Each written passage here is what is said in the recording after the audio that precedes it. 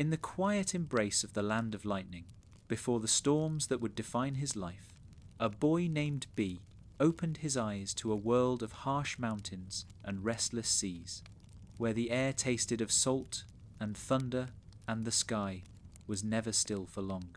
The village hidden in the clouds lay perched high above the valleys, wreathed in mist, its rooftops touching the heavens, as though the people of Kumogakure had claimed a fragment of the sky itself to stand upon.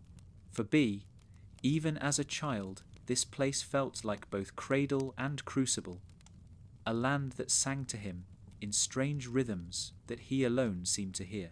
When others listened only for the war drums that marked the march of shinobi, he heard the steady percussion of rain against stone, the crash of waves far below, the deep bass of thunder as it rolled across the horizon, and within him these sounds grew into something more than noise. They became a beat, a pulse that followed him everywhere, a companion no one could take away. He had been different from the beginning, not in appearance, not in strength, for in these he was like many of the boys his age, lean and wiry, with sharp eyes that caught more than he let on, but different in spirit. Where the other children trained with gritted teeth, desperate to prove themselves worthy of the harsh shinobi path, B moved with a strange fluidity, almost playful, almost as though he was dancing in the midst of drills. He hummed when he practiced, he sang under his breath when he sparred, and when the instructors barked at him to focus, he nodded cheerfully, only to drift back into his rhythm the moment they turned away. Many thought him unserious, a boy with his head in the clouds, fitting, perhaps, for a child of the cloud village. But beneath that carefree rhythm was something harder, sharper, waiting to be revealed. The boy who would one day be known as Killer B had not yet earned such a name. He was simply B, a child without parents, raised by the village, as so many orphans of war were. His earliest memories were of the training grounds, the smell of sweat and steel, the echo of his own footsteps on stone. He remembered the older shinobi watching him, some with mild amusement, others with faint disapproval, whispering that this boy lacked discipline, that his strange rhymes and constant humming would be beaten out of him soon enough. But B never stopped. He could not stop. To silence the rhythm would have been to silence himself, and that he would never allow. One figure, however, saw something more.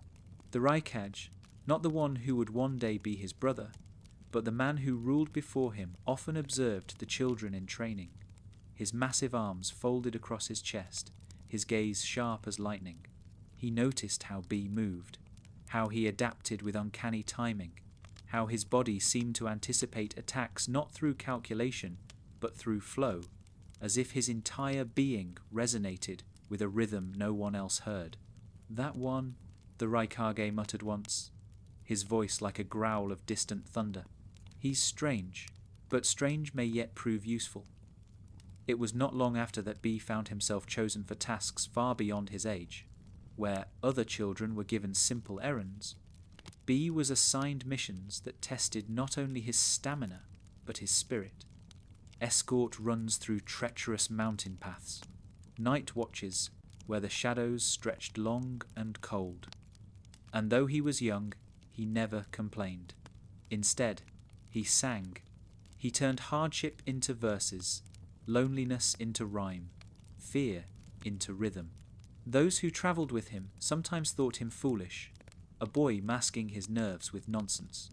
But others, those who listened carefully, felt the way his words steadied their hearts, how his strange humming softened the silence of the night. Already, B's music was more than a quirk. It was a weapon, a shield, a balm. Yet the path ahead was not one of gentle songs. Kumogakure, perched high above the world, was a village defined by strength. To endure here meant to be unyielding as stone, to fight storms with storms.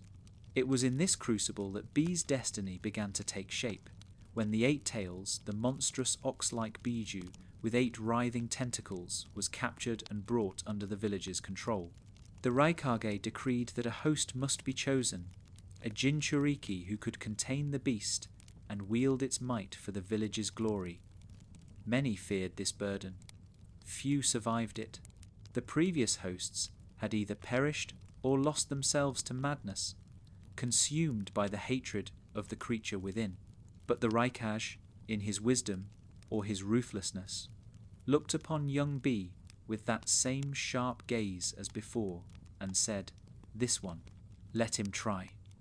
B was still but a boy when he was led to the dark chamber where the 8 tails raged within its prison of seals, its voice like a roar that shook the very bones of those who dared approach.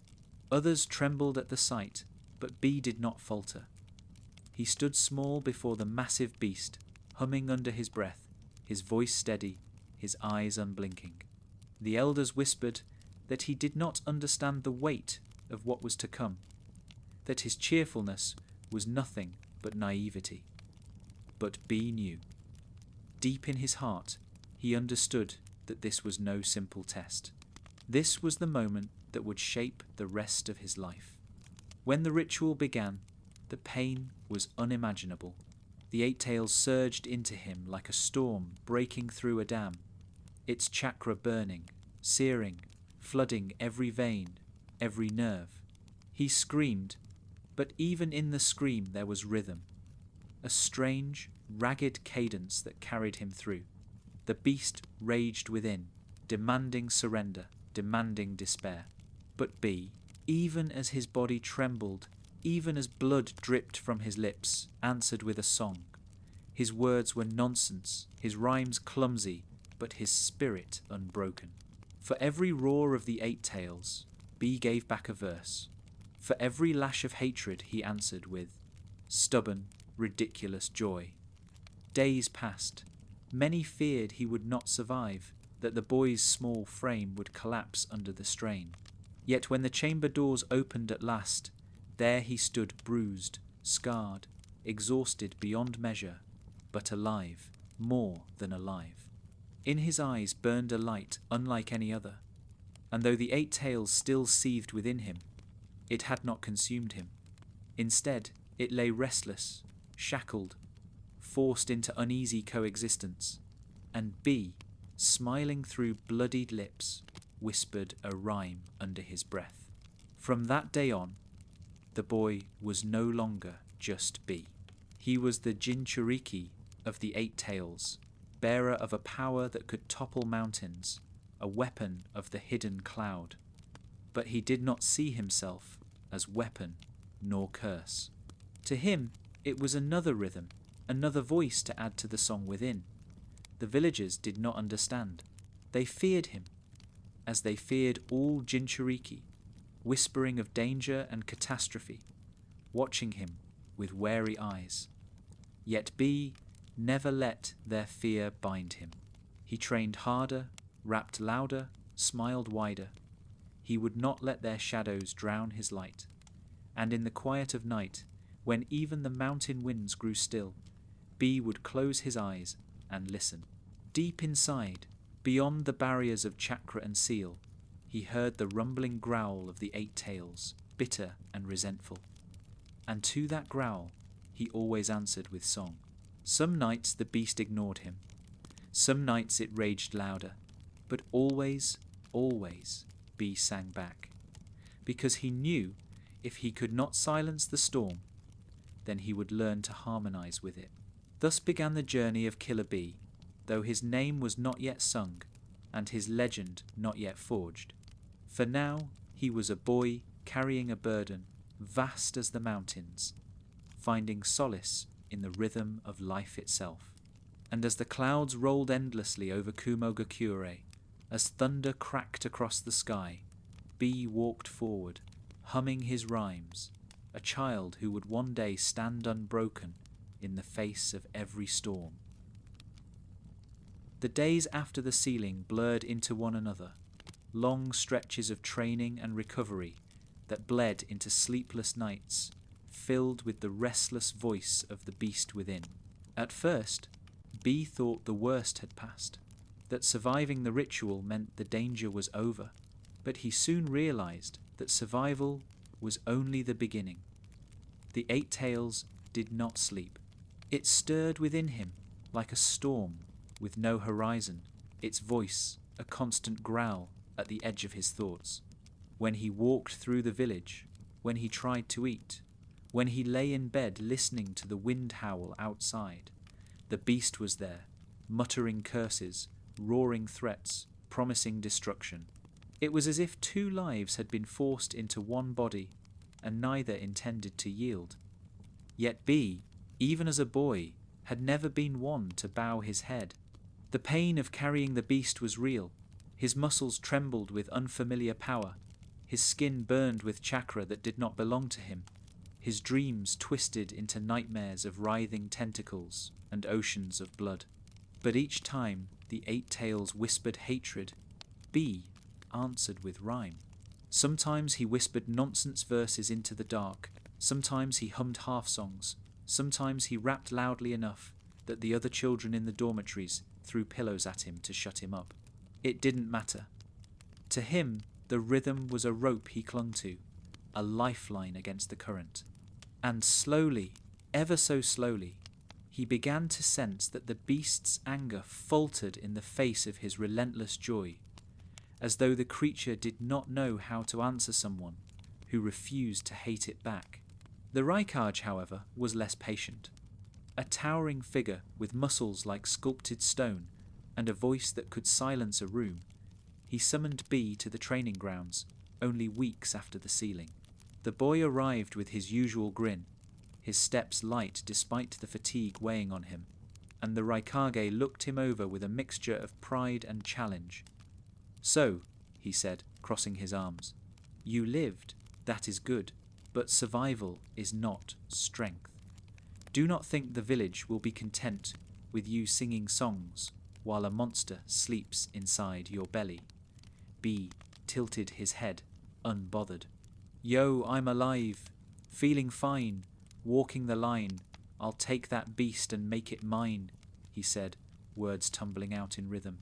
The Raikage frowned, but there was the faintest twitch of amusement at the corner of his mouth.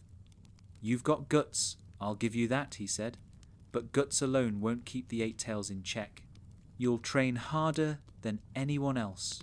You'll push yourself beyond breaking, because if you fail, it won't just be you who suffers. It'll be the whole village. Remember that." And so the training began, morning after morning. Before the sun rose over the jagged peaks, B was dragged from his bed to spar, to run, to endure grueling exercises that left his body screaming in protest. The Raikage was merciless, striking with fists that felt like iron, demanding speed and strength B had not known he possessed. At first, B staggered under the weight of it. His body felt clumsy, overfull with the Eight Tails chakra, his movements unsteady. More than once, he collapsed into the dirt, gasping for breath, his vision swimming. But every time he fell, he sang. "Up I get, no regret, sweat and pain, that's my gain," he would murmur, dragging himself back to his feet, until the Raikage's booming laughter filled the grounds. "You're insane, little brother," he said one morning, sweat pouring down his own face. "But maybe that's exactly what it takes." Little by little, the bond between them deepened. Though the Raikage was not B's brother by blood, he became as close as one. Their training was brutal, but within that crucible was something more than discipline. There was respect. The Raikage, who valued strength above all, could not ignore B's refusal to surrender, his strange resilience that turned punishment into rhythm. And B, for all his antics, looked up to the Raikage with a loyalty that burned like fire. He began to shape himself, not only to control the beast within, but to stand beside the man who believed in him when others doubted. Still, the Eight Tails was never silent. In battle drills, its chakra sometimes surged unexpectedly, flooding B's body with raw power that left him trembling. At first, It was terrifying. His hands moved without his will, his vision tinted red, his heart hammering with rage, not his own. The Raikage would strike him down in those moments, pinning him with sheer strength until the beast subsided. "Control it," he barked. "Do not let it control you." B, gasping under his brother's shadow, would nod, already humming a verse to steady his heartbeat. It was not perfect, but each time he clawed back a little more of himself, refusing to let the beast dictate his actions. The villagers watched from afar, their whispers never fading. Some admired his spirit, but many feared him still. Children were warned not to play too close. Merchants hesitated when he passed by. Even among his peers, there was distance. He was the jinchūriki now, the boy with a monster in his belly. No one wanted to be near him when, not if, but when, he lost control. B felt their eyes, felt the cold space that opened around him like a wound. But instead of shrinking, he filled that space with song. "Fear me, cheer me, I don't care. I'll wrap my life without despair," he chanted, his grin unshaken. Deep down, he knew the loneliness could have crushed him, but he would not allow it. He would turn even solitude into rhythm, until the silence itself danced to his beat. Years passed. The boy grew taller, his frame hardening with muscle, his movements sharpening with training. He began to wield blades, at first clumsily, then with a style so unorthodox that even seasoned shinobi struggled to counter it.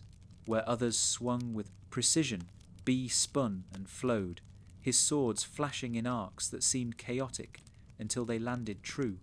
He combined rhythm with steel, turning battle into dance, each strike a note, each dodge a beat. The Raikage shook his head the first time he saw it, muttering that his brother was mad. But when B disarmed 3 veteran shinobi in a single bout, there was no denying the effectiveness of his style. Inside, the Eight Tails watched. At first it seethed, convinced the boy was a fool, unworthy of its power. But as the years rolled on, it began to notice something. The boy never wavered. He never cowered, never cursed his fate.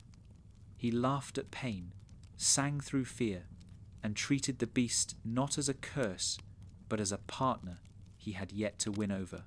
It was infuriating, and yet strangely compelling.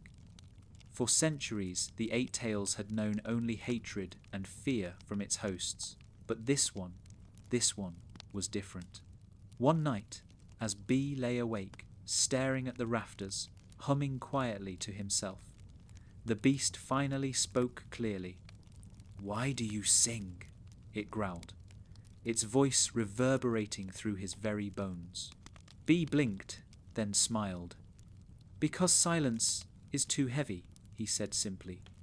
"You mock me," the Eight Tails snarled. "Nah," B replied, chuckling. "I just rhyme you, time you, keep you in line too. If you're in here with me, might as well groove, you know?" The beast snorted, retreating into sullen silence. But something had shifted. The wall between them had cracked just a little. Thus B's life became a balance of storms. The Raikage pushing him to his limits in the training grounds, the villagers watching him with wary eyes, the Eight Tails testing him with surges of power and whispers of destruction. And through it all, B rapped, sang, danced, laughed. Not because it was easy, not because he was blind to the weight he carried, but because he knew no other way. His rhythm was his answer to the world's demands, his rebellion against despair, his promise to himself that he would never break. And slowly, the village began to change. The shinobi who trained beside him learned that his laughter was not mockery, but courage. The merchants who once avoided his path realized he carried himself with respect, never abusing the power inside him. The Raikage, once stern and skeptical, began to look at him not just as a burdened host, but as a brother in truth. and though the eight tails still rumbled with resentment, it could not deny that B was unlike any human it had known. Killer B was not yet a legend. He was still young, still untested by the world beyond the cloud. But within the mountains, beneath the rolling thunder and endless sky, a boy and a beast continued their dance, one verse at a time, one step at a time, forging a bond that would shape not only their fates, but the fate of nations. The mountains of the Land of Lightning had always been B's world, sheer cliffs rising like jagged teeth into the mist, valleys that echoed with the cries of hawks, rivers that thundered down from glaciers hidden among the peaks. But as he grew older, the time came when the training grounds and sparring sessions were no longer enough to contain him. The Raikage knew it, the elders knew it, and B himself, restless as ever, knew it. A shinobi did not exist to play endlessly within the walls of his village. He was meant to serve, to protect, to walk into the wider world where danger waited in shadows. And so, when B reached the age where boys became shinobi and shinobi became weapons, the Raikage placed a hand like iron on his shoulder and said, "It's time you saw more than these mountains." The mission was simple on paper: escort a supply caravan across the borderlands to a smaller allied settlement perched on the edge of the Land of Hot Water. To B, it sounded like an adventure, a chance to stretch his legs, to see rivers that weren't the ones he grew up beside, to taste air that wasn't always sharpened by snow. He sang about it as he packed his gear, spinning rhymes about walking the line, feeling fine, crossing borders like it's time to shine. His companions rolled their eyes, a mix of younger shinobi like himself and two seasoned jonin, tasked with watching over them. One of them muttered, "The Raikage really is crazy, letting that kid out already." But when B caught the words, he just grinned wider. He was used to whispers. He had long ago decided that he would answer them not with anger, but with rhythm. The road was rough, carved from rock and mud, winding down from the high passes where the clouds clung to the peaks like cloaks. The caravan trudged forward, oxen straining against their loads, merchants muttering about weather and bandits. B skipped along the edges, humming, occasionally twirling one of his blades for practice. He kept his eyes sharp though, despite his playful air. The Raikage had taught him that danger could come from anywhere, and even if he masked his vigilance with laughter, he was not foolish. His ears picked up the rustle of leaves too sharp for wind. His eyes tracked movement in distant shadows. His muscles were always ready to spring. It was on the third day, as the caravan wound through a dense forest where the canopy blocked most of the sun, that the danger revealed itself. A whistle split the air, followed by the sharp thud of arrows embedding themselves in the dirt near the lead wagon. Bandits, though not the ragged peasants B might have expected, but armed men with disciplined movements, likely mercenaries testing Kumogakure's resolve in these borderlands. The jonin barked orders. The younger shinobi rushed to form a defensive line, and the merchants cowered behind their wagons. B, however, felt his blood quicken with a thrill that was half fear, half excitement.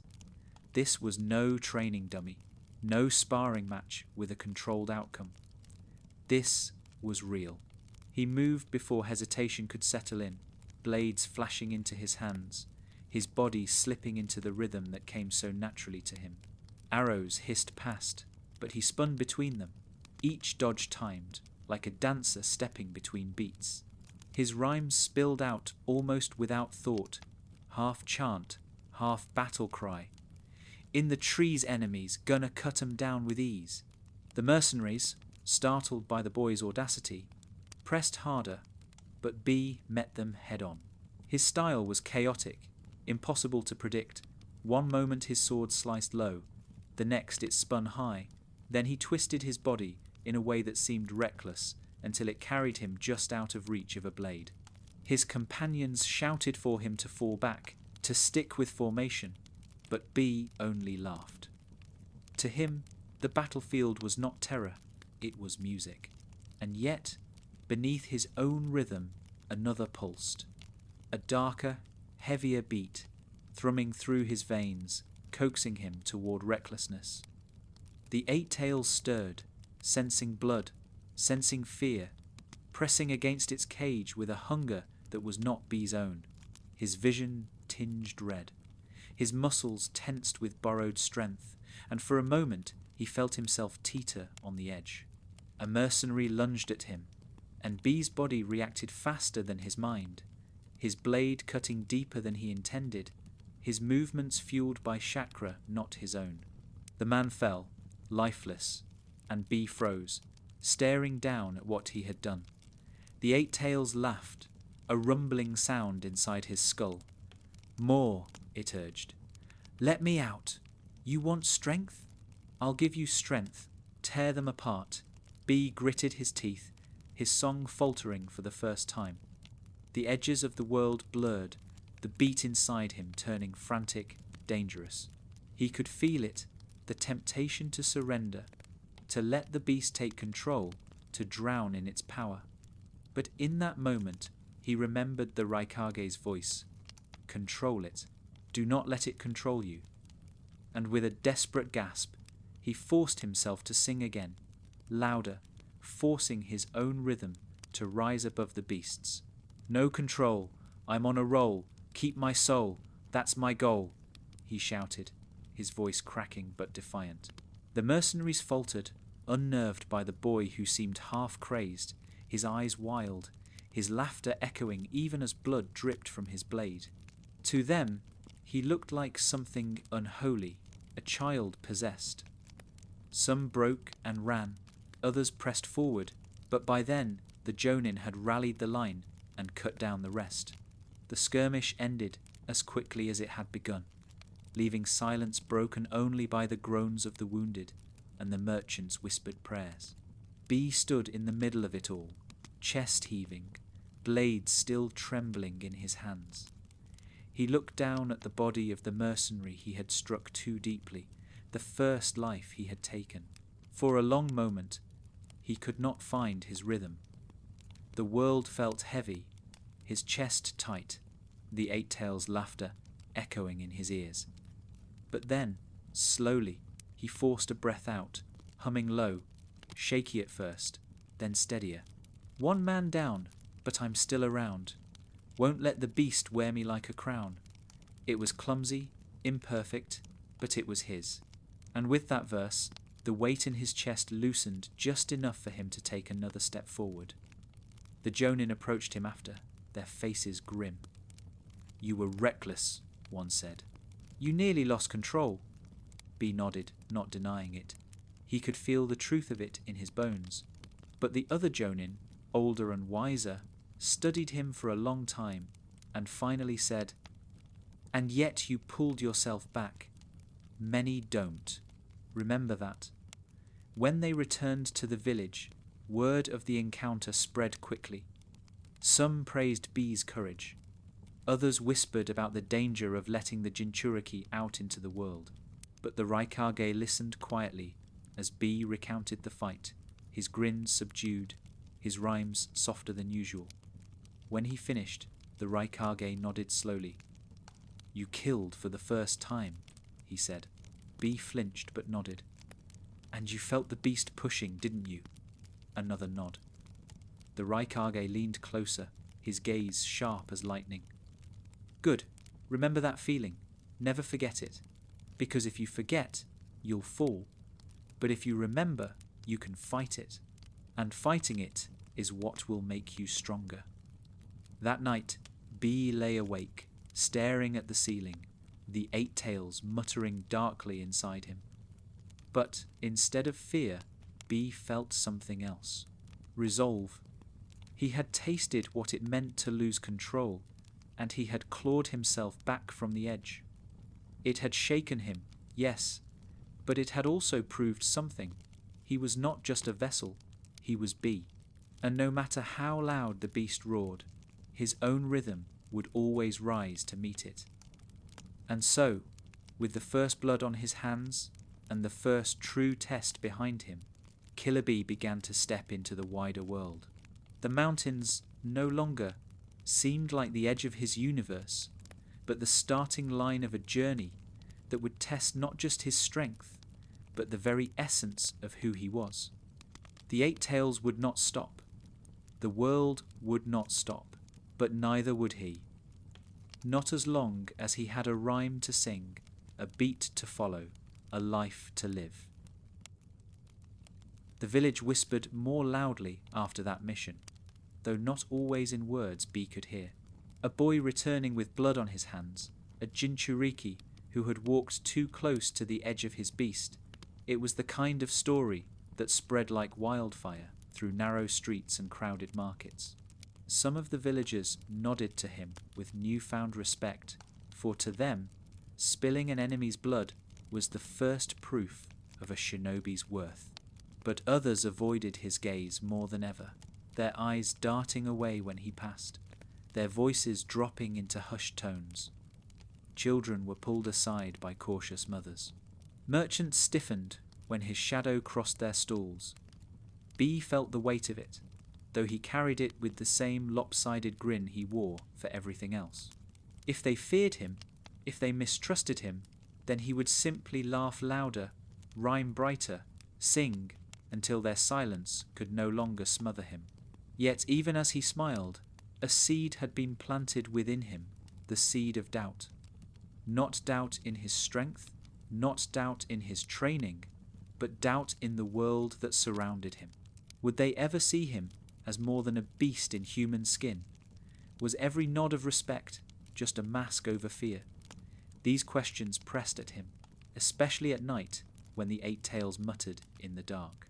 "They'll never accept you," the beast whispered. "You are mine and mine alone. You can sing your foolish songs, but in the end, you'll always be the monster they fear." Bee would answer with verse, his voice a shield. "I'm me, can't you see? I'm not chained to your destiny." Sometimes the words rang hollow, sometimes they burned with truth, but always he spoke them, for he knew that silence was the beast's ally, and sound was his own. The Raikage, though, gave him no space for brooding. Missions came one after another, some simple, some dangerous, each designed to harden him, to test how far he could stretch without breaking. Escort runs, border patrols, scouting, missions deep into contested territory. Bee's days became a blur of movement, his body constantly pushed, his mind constantly pressed against the cage of the Eight Tails. Every time he felt the beast stir, he wrestled it back with rhyme, turning each battle into a rhythm, each clash into a verse. His comrades learned to recognize the sound of his voice, ringing across the battlefield, absurd lines delivered in cadence that somehow steadied their nerves. To fight alongside Bee was to march to a beat, not your own, but one that refused to falter no matter how dark the day. Not everyone welcomed that beat. Many shinobi distrusted him, unwilling to fight beside a jinchūriki. On one mission, tasked with hunting down rogue shinobi in the border forests, Bee found himself paired with a squad that kept its distance, their formation always leaving him at the edges, as though they feared standing too close might draw danger upon them. When the ambush came, Bee was the first to meet it, his blades flashing, his laughter filling the trees. But when the Eight Tails surged inside him, desperate to spill more blood, he staggered for a moment, and in that heartbeat, one of his comrades muttered, "He's losing control." The words cut deeper than any blade. He forced himself back, forced the rhythm into his lungs, forced the beast down, and when the fight was over, he stood panting among the fallen. His squad leader approached, wary eyes studying him. "You fought well," the man said at last, "but you scared them. You scared me." Bee only grinned, hiding the sting. "Better scared and alive than calm and dead," he rapped, tossing the words like a shield. But inside, the beast's laughter echoed, feeding on the doubt that coiled tighter in his chest. When he returned to the village, he sought solace, not in praise, but in rhythm. He began to write his rhymes down, scraps of parchment covered in scrawls that only half made sense to others, but sang clearly to him. He tested his verses aloud by the river, where the current matched his beat, or in the training grounds when no one else was near. He discovered that his words could bend not only his own spirit, but the spirits of those who listened. On a patrol, when his comrades' nerves frayed from the silence of enemy territory, B launched into a clumsy rap about stepping light, keep it tight, don't let fear bite. They groaned, rolled their eyes, but their hands steadied on their weapons, and their breath came easier. He realized then that his rhythm was not just a shield for himself. It was something he could give to others, something that transformed fear into motion, despair into defiance. Perhaps they would never trust him fully. Perhaps they would never see him as anything but a vessel for the beast. But he could still choose how he met that gaze. He could still choose to be more than what they feared. The Raikage watched all this with a wary pride. His brother was unpredictable, too wild for tradition, too unorthodox for discipline, but his spirit was unbreakable. In the Raikage's eyes, that mattered more than anything else. Strength isn't just muscle, he told B one evening, after a sparring match that left them both bruised and breathless. It's will, and your will is stronger than most men's I've ever seen. Don't lose it. B, sprawled in the dirt and grinning through split lips, only replied, "My will's got flow, you know. Keeps me standing toe to toe." The Raikage laughed, shaking his head, but there was respect in his eyes. Still, the path was not easy. On another mission, B and his squad stumbled into an ambush, far larger than expected, enemy shinobi swarming like a tide. For a moment, it seemed certain they would be overrun. Panic rippled through the squad, fear threatening to break their formation. B felt the eight tails stir, eager to seize the opening, to pour its strength into the chaos. He teetered on the edge, sweat pouring down his face, the beast's chakra licking at his skin. And then, instead of giving in, he began to sing. Louder than ever, his rhymes rang out across the battlefield, absurd and defiant. We don't break, we don't shake, we'll give more than we take. The words carried, cutting through the din of battle, pulling his comrades back into focus. They rallied, struck hard, and turned the tide. When the dust settled, the squad looked at him differently. Not with trust, not yet, but with something close to it. They had felt his rhythm steady their hands, had seen how he laughed in the face of the beast's pull. Perhaps, they thought, there was more to this jinchūriki than danger. Perhaps his madness was a kind of strength. B carried that thought with him, cradling it like a flame in the dark. He knew acceptance would never come easily. He knew there would always be whispers, always eyes that saw the beast before the boy. But he also knew that he could carve his own path, one beat at a time. He was shinobi, yes. He was a host, yes. But he was also an artist, a performer, a soul who refused to be silenced. If the world saw him as spectacle, then he would make that spectacle his own. If they listened to him with suspicion, then he would rap until suspicion turned to awe. And so, in the mountains where thunder rolled and lightning cracked, a young man named B began to transform. Not just a vessel, not just a shinobi, but something more. A force of rhythm, a storm of verse, a life lived on a beat no one else could hear. The eight tails still raged. The villagers still whispered. The world still waited, with open jaws. But B walked forward all the same, humming under his breath, blades at his side, laughter in his chest. Whatever storms came, he would meet them not with silence, but with song.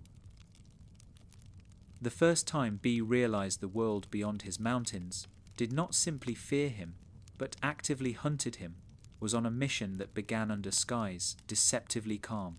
He was no longer a boy fresh from training, but a young shinobi with years of fieldwork behind him.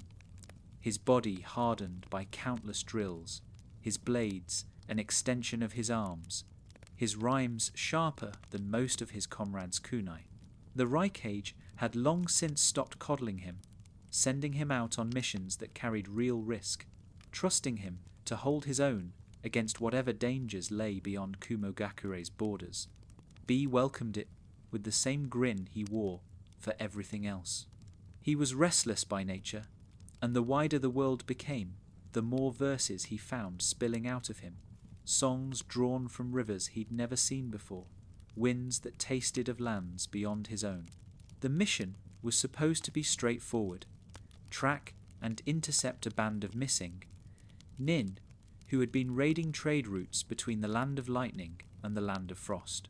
Reports suggested they were scattered, disorganized, and though skilled enough to pose a threat to merchants and lone travelers, no match for a squad of trained shinobi. B was part of a 4-man cell, his role to provide strength and unpredictability should the rogues prove bolder than expected.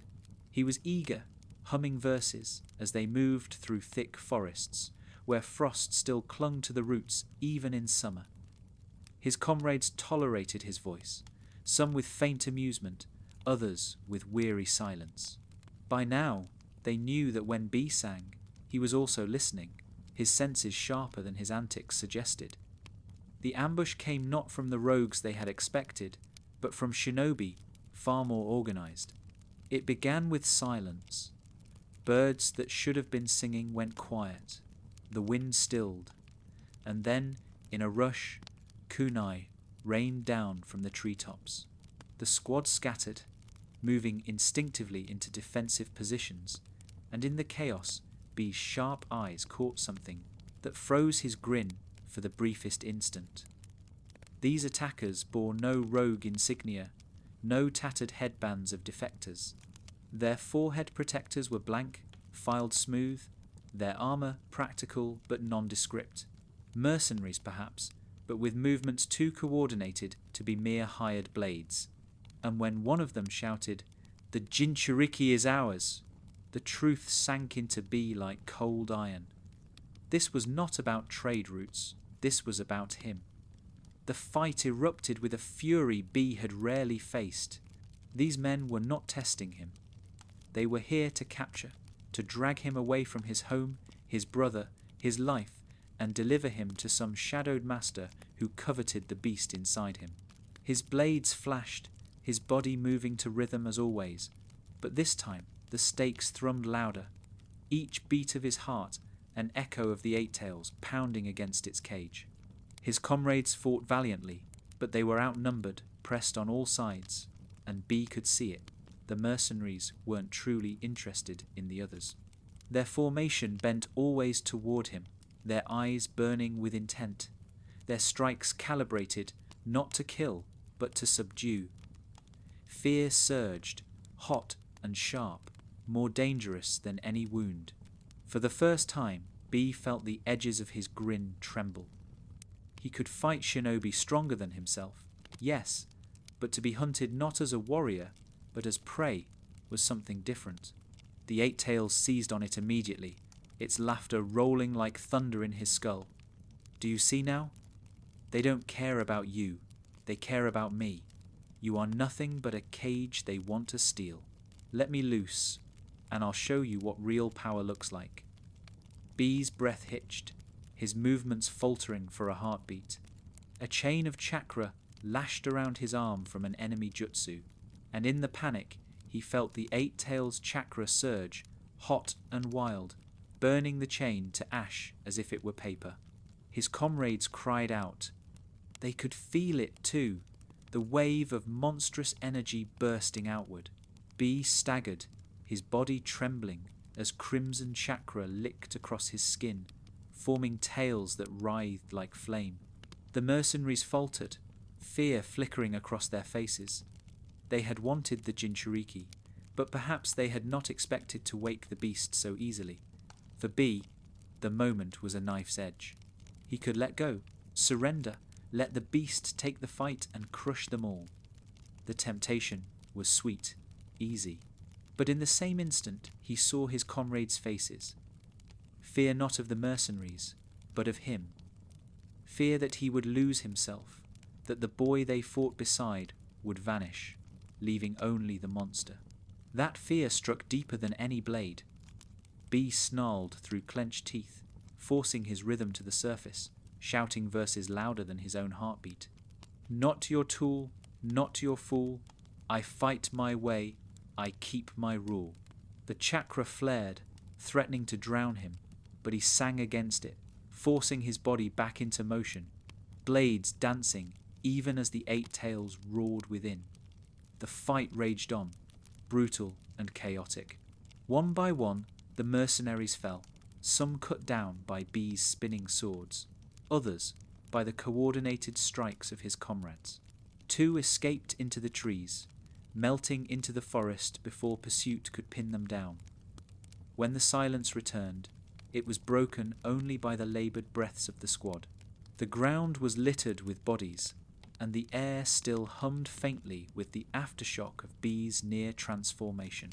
His comrades eyed him warily, their gratitude for his strength tempered by the memory of crimson chakra curling from his skin. Later, as they reported back to the Raikage, the truth emerged. These were not simple mercenaries, but agents of a hidden force, one of many scattered groups who saw jinchūriki as prizes to be hunted, weapons to be stolen. B had long known he carried the eight tails as a burden, but only now did he grasp fully what that meant in the eyes of the world. He was not just dangerous to his own village, he was valuable to their enemies. A living target, marked by powers far beyond his choosing. That night, B lay awake, staring at the rafters of his quarters, the eight tails muttering with smug satisfaction inside him. You felt it, didn't you? How easy it would have been. You wanted my power, you needed it, and you'll need it again. Why fight me when you could join me? B closed his eyes, his chest tight. He had nearly lost himself today, nearly proven every whisper in the village right. But even as fear coiled around his heart, he forced himself to hum, low and steady. Need or greed, I won't concede. I'm the one who takes the lead.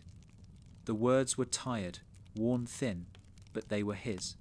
In the days that followed, training grew harsher. The Raikage pushed him harder, demanding control, demanding discipline. If they come for you, you'll fight them. If they come for the beast, you'll chain it tighter. You will not be taken. Do you hear me? B nodded, bruised and battered, but never broken. He would not be prey. He would not be a prize to be stolen. He would be his own storm, his own rhythm, his own force.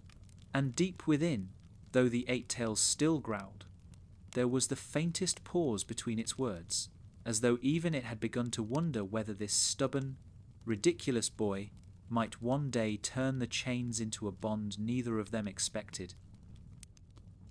The missions began to stretch longer as the years rolled on, not days or weeks, but months spent beyond the borders of the Land of Lightning, travelling through foreign valleys, across rivers that smelled of salt, over plains where the horizon stretched so far that even B's endless energy quieted for a time. He was no longer treated as a boy in training, but as a full shinobi, one trusted to march beside the veterans, one whose strength could turn the tide of ambushes and skirmishes. Yet trust was not the same as companionship. Wherever he went, the eyes followed him. His comrades fought beside him, yes, but their glances carried a weight. B could not mistake vigilance, suspicion, fear that at any moment the jinchūriki might lose himself and unleash a storm none of them could withstand. At first, B deflected that gaze the only way he knew how, with rhymes, with laughter, with a rhythm that left no space for silence. He sang while marching, he rapped while sharpening his blades, he hummed while setting up camp, filling the nights with sound until his comrades groaned and begged him to stop.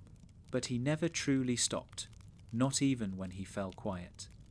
The rhythm carried on inside him, a steady beat that kept his spirit from sinking into the silence that pressed on all sides. For silence, he had learned, was the enemy. In silence, the beast's voice grew louder, and on these long campaigns, the beast seemed to grow bolder. Its voice came not only in surges of battle or in moments of weakness, but in the still hours of night, when B lay awake beneath foreign skies, staring at constellations he did not know.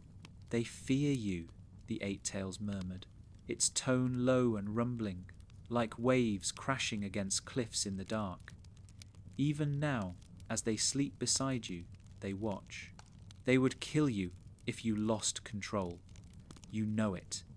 B would whisper back, his lips barely moving, rhymes rolling like prayer beads. "They watch, they talk, but I still walk. Their fears, their load, I'll keep my road." The beast would snort, a sound felt more than heard, vibrating in his bones. "Fool! You cling to their approval when you could rise above it. With me, you would never need their trust. With me, they would bow to you." "Bowing ain't my style," B murmured, tugging his blanket tighter around his shoulders. "I want a smile, not a pile of broken folk in fear and bile." He closed his eyes then, forcing himself to hum until the beast receded, but he could still feel it lingering, listening, waiting. The further they travelled from home, the more B understood the scale of the world and the scale of his burden. In small villages where they stopped for supplies, children peeked out from behind their mothers' skirts, pointing at the swords on his back or whispering about the strange young shinobi who laughed too loudly. Merchants gave him wary discounts, eager for his squad to move on.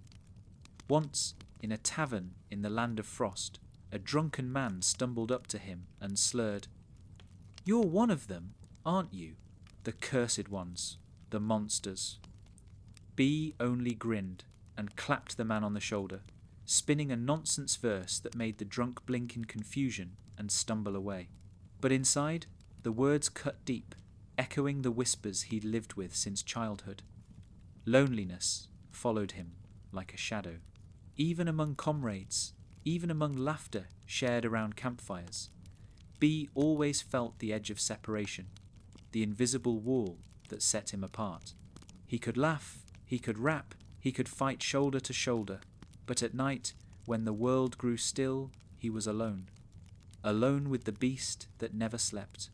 Alone with the knowledge that if he faltered, even for a moment, he might bring ruin not only to himself, but to everyone around him.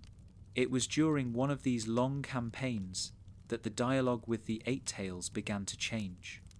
Until then, the beast had been a presence of rage and scorn, mocking him, urging him to give in. But perhaps the years of B's relentless response, his refusal to fall silent, his refusal to yield, had begun to wear at even a creature of such immense pride. One night, as B sat apart from his comrades, sharpening his blades by the dim light of a fire, the beast's voice came softer than usual, curious rather than mocking. "Why do you sing?" B blinked, pausing mid-stroke. "You already asked me that," he whispered. "I asked before to mock you. Now I ask to know. Why? You are hated, hunted, watched like an animal in a cage, and yet you sing." B tilted his head, lips quirking into a faint smile. "Because if I don't, the silence wins. If I don't, your voice is all I hear, and I'm more than you, Ox. I'm me. I won't let you drown me out." The beast rumbled, displeased by the name but unwilling to correct him. "You think your songs make you strong?" "They keep me standing," B murmured, lowering his blade and staring into the darkness beyond the firelight. "That's enough. There was no reply for a long time. Then, faintly, a growl that might almost have been laughter. "You are a strange one, boy." From that night onward, the beast's voice shifted, not always mocking, not always cruel. Sometimes it was silent, watching him with a weight that pressed but did not crush. Sometimes it spoke questions, small and strange. Why wield so many blades at once? Why move like a fool instead of with precision? Why not break them instead of sparing them? B answered each with his own rhythm, never faltering, never losing his grin. The dialogue was clumsy, halting, filled with sharp edges, but it was dialogue nonetheless, the first threads of something beyond hatred. The missions continued, each one testing B in new ways.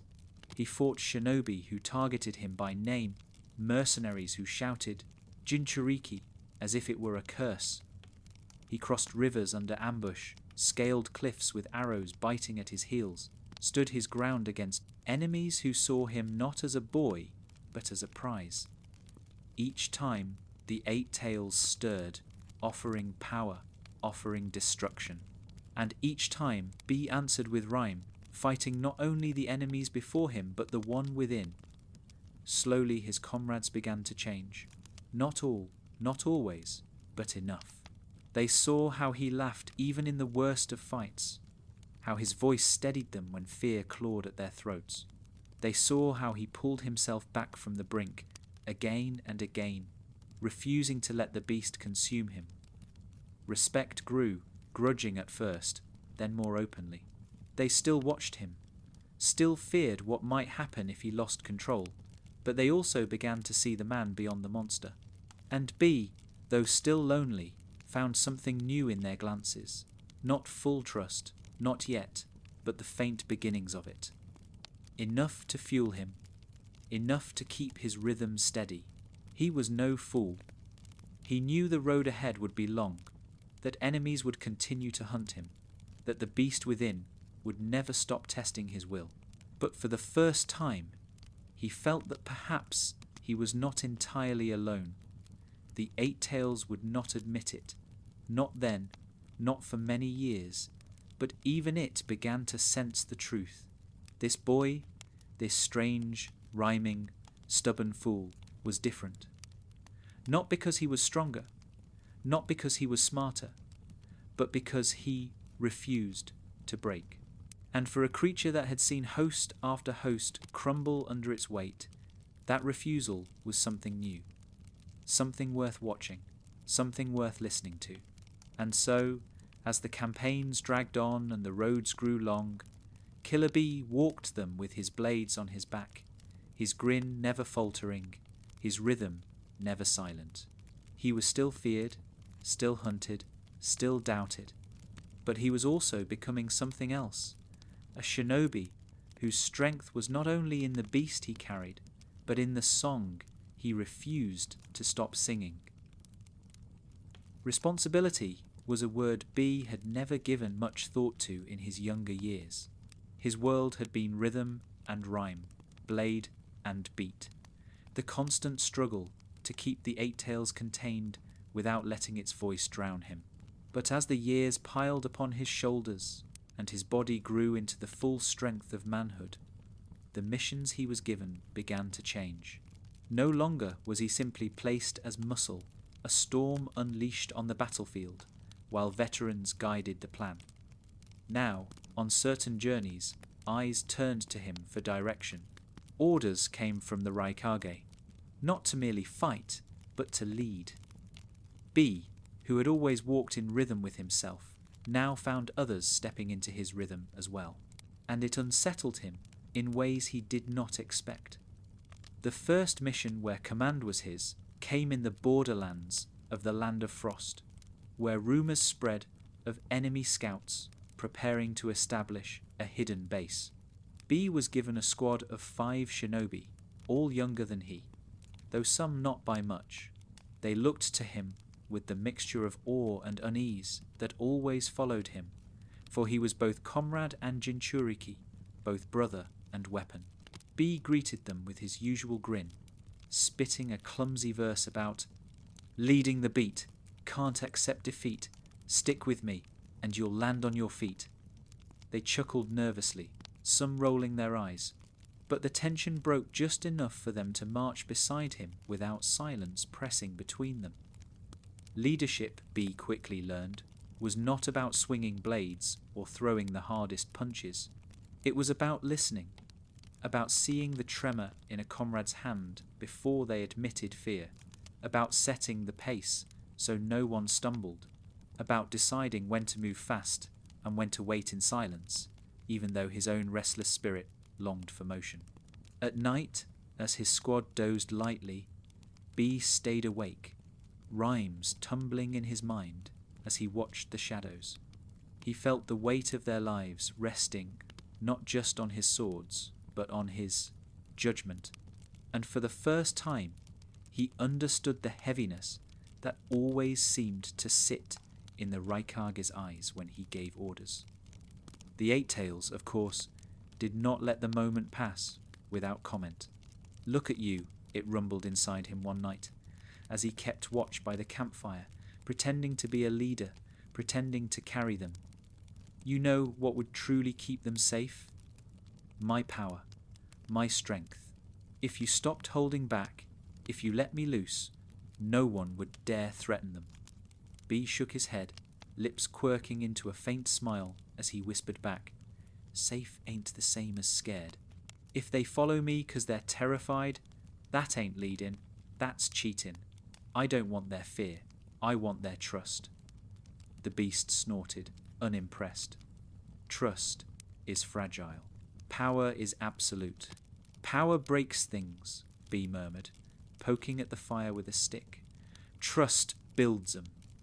His rhyme was clumsy, tired from long days, but it was enough. The Eight Tails huffed and fell silent, though B could feel its amusement lingering, as though the idea of a jinchūriki choosing trust over raw dominance was endlessly absurd. The mission ended in success. They found the enemy scouts, dismantled their plans, and returned home with no losses. But what lingered in B's mind was not the clash of steel or the rush of victory, but the sight of his squad members' faces as they looked at him afterward, weary, bruised, but alive and grateful. Grateful not just for his strength, but for his guidance. That look planted a seed in him deeper than any verse he had ever sung. Perhaps his rhythm was not only his own. Perhaps it was something he could share, something others could move to, something that could carry more than just his stubborn will. Over the next months, more missions came. Sometimes he fought under others' command, sometimes he led. With each one, he felt the rhythm shift. He was no longer the boy tolerated for his antics, the weapon mistrusted for the beast inside him. He was becoming something more, a shinobi others could depend on, even if they still whispered when his back was turned. And with each mission, the Eight Tails tested him. Why not end it quickly? Why not use me? Why risk their lives for the sake of your pride? The beast's voice was constant, tempting him to unleash its power, to prove that he could crush enemies without fear of failure. B's answer was always the same, though it grew steadier with time. Because if I lean on you, I stop being me. And if I stop being me, then what's the point? He sang it in verses, muttered it under his breath, shouted it in battle when adrenaline burned in his veins. Each time he resisted, each time he pulled back from the brink, the bond between him and the beast shifted imperceptibly but undeniably.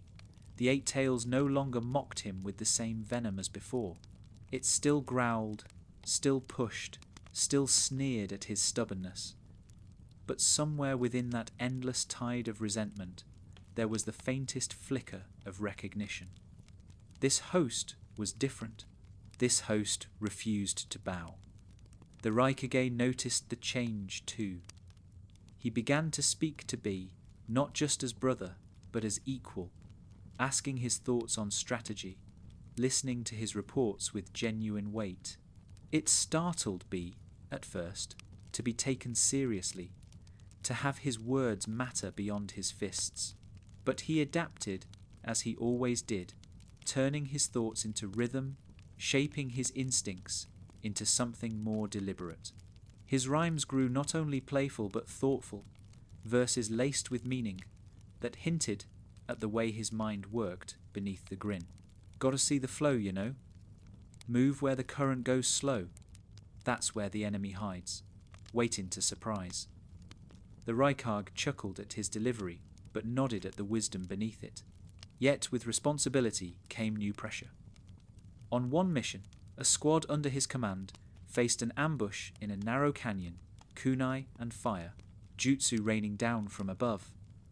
For a heartbeat, B felt the eight tails surge, desperate to spill its power, to burn the canyon walls to ash. His body trembled, the beast's chakra licking at his skin. But then he saw the fear in his comrades' eyes, the trust they had placed in him. He forced the power down, forced his own rhythm to rise, shouting orders in rhyme that carried above the chaos. Left wall, tall fall. Right side, can't hide. His squad moved in sync with his words, dodging where he told them, striking when he pointed. The ambush crumbled, the enemy scattered, and his squad emerged battered but alive. Afterward, one of the younger shinobi approached him, eyes wide with something B had never seen directed at him before. Not fear, not suspicion, but admiration.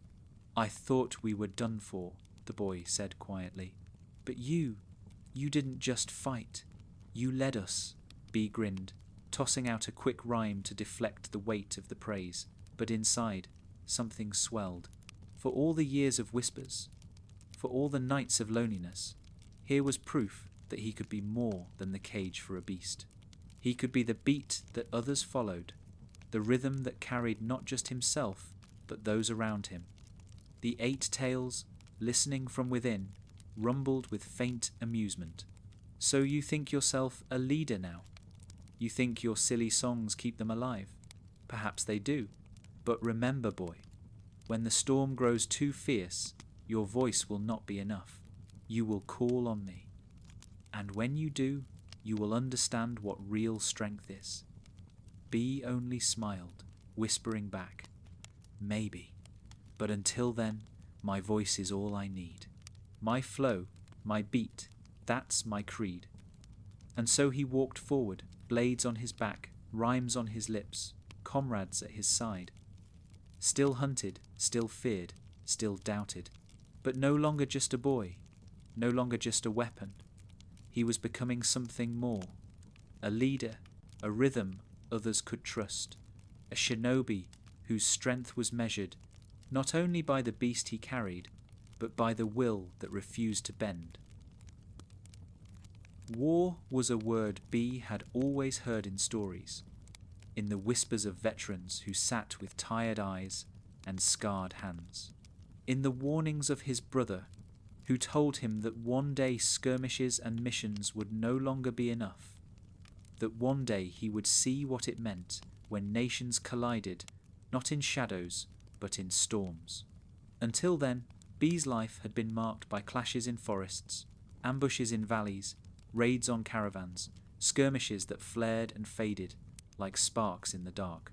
But war, true war, where two armies met under the open sky and the earth itself trembled beneath their clash, that was something he had not known until the day the land of lightning's forces marched against an enemy host in the contested plains near the land of frost. The Raikage himself led the charge, his frame towering at the head of the army, his voice booming like thunder as he rallied the shinobi of Kumogakure.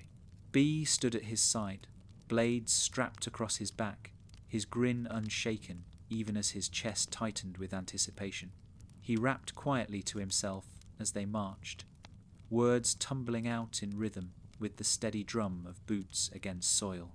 "Storm's gonna roar, battle's gonna soar, I'll rap my way and keep the score." His comrades glanced at him, some rolling their eyes, others shaking their heads with faint smiles, but beneath their exasperation was relief. B's voice, absurd as it seemed, steadied them, The plains stretched wide, grass bending under a restless wind, clouds gathering heavy above, as though the heavens themselves knew blood would soon soak the earth. When the enemy appeared on the horizon, a sea of shinobi banners, armour glinting in the grey light, the air crackled with tension. B felt it in his bones, the rhythm of countless hearts beating as one, the anticipation that rolled through the ranks like a tide. This was no ambush in a canyon, no skirmish in a forest. This was the storm his brother had spoken of. The Raikage raised his hand, and silence fell across the army. Then, with a roar that shook the sky, he charged, lightning chakra surging across his body, a living tempest of raw power. The shinobi of Kumogakure followed, their cries rising, their jutsu igniting the field in fire, lightning, and wind. B sprinted with them, his swords flashing free, his voice rising into a battle rap that cut through the din. Clash and crash, blades that slash, feel the rhythm of the thunder's bash. His grin widened even as steel met steel, even as jutsu flared around him, even as the smell of blood filled the air. The battle was chaos, shouts, explosions, the crash of steel against steel, the roar of techniques colliding. B moved within it like a dancer, his blades spinning, his body flowing from strike to strike, each motion tied to the rhythm in his head. He cut down enemies with movements so unorthodox they could not follow, his laughter ringing even as blood sprayed across the grass. Around him, his comrades fought fiercely, their formation bending but never breaking. And above it all, the Raikage tore through enemy lines like a storm-given flesh, his fists shattering earth, his voice roaring commands that carried over the clash. But the enemy had not come unprepared.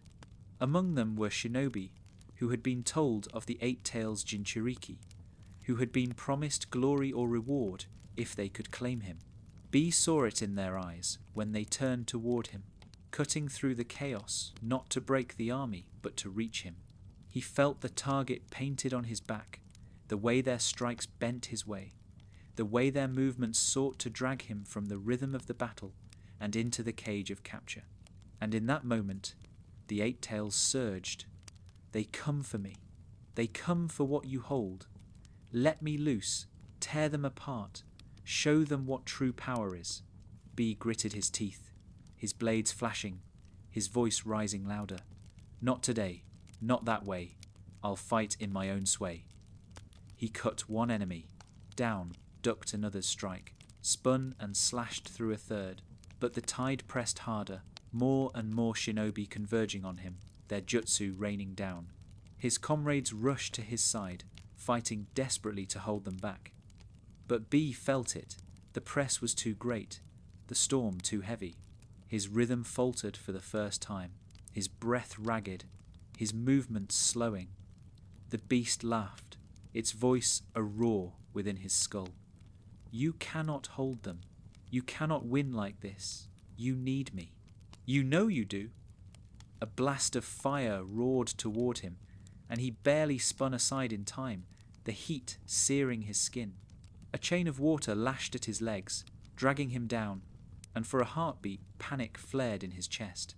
The Eight Tails surged forward, chakra spilling into his body, tails lashing out in crimson arcs that shattered the water prison and sent his attackers stumbling back. His comrades froze, eyes wide as the monstrous chakra flared around him. B staggered, his body trembling, his mind teetering on the edge. Yes, the beast growled.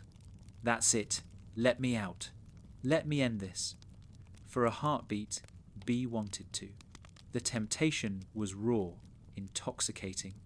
To unleash the beast, to crush his enemies in a wave of overwhelming power, to stop struggling against a tide that seemed endless.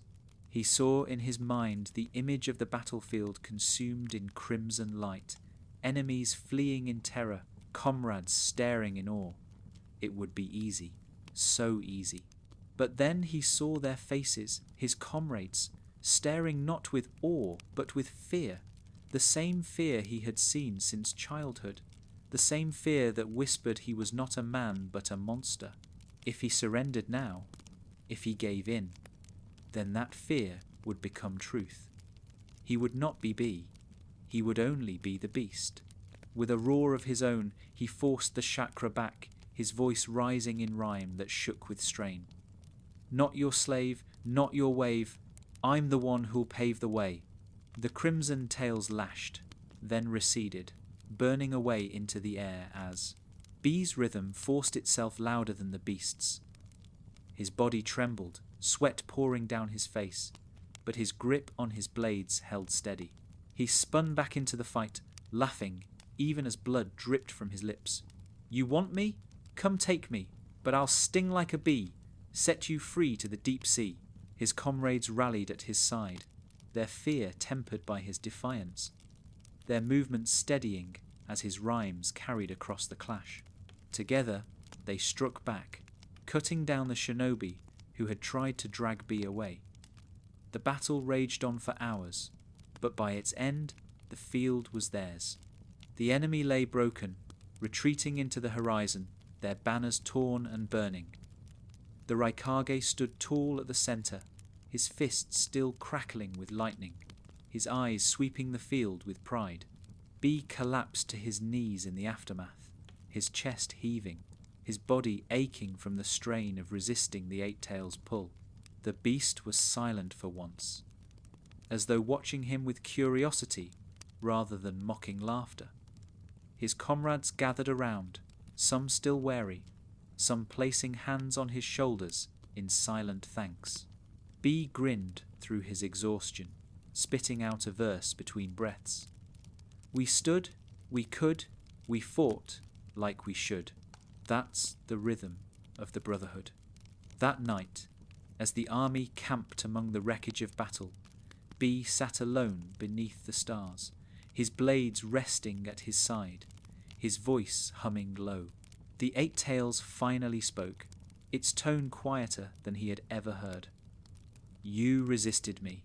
In the heart of war, with death at your throat, you resisted. Bee smiled faintly, his eyes closed. Told you, Ox, I ain't letting you write my song. That's mine. The beast rumbled, not with anger, but with something else. Perhaps amusement, perhaps respect. It did not answer, and in the silence that followed, Bee hummed his rhythm louder, carrying it into the night, a reminder to himself that even in war, even in storms that shook the earth, his song would not be silenced. The battlefield, once thunderous with the clash of steel and the roar of jutsu, lay quiet when morning broke. Smoke curled upward from blackened earth, bodies lay scattered across the plains like broken puppets, and the stench of blood hung thick in the air, heavier than any mist Bee had ever known in his mountain home. Victory had been claimed, yes, the enemy driven back, their banners trampled into the mud, but victory was never clean. Victory was the silence after screaming, the weight of gazes that no longer blinked, the stillness of comrades who would never again join in laughter or groan at his endless rhymes. Bee walked among them with his blades slung low, and his grin dimmed into something softer, quieter.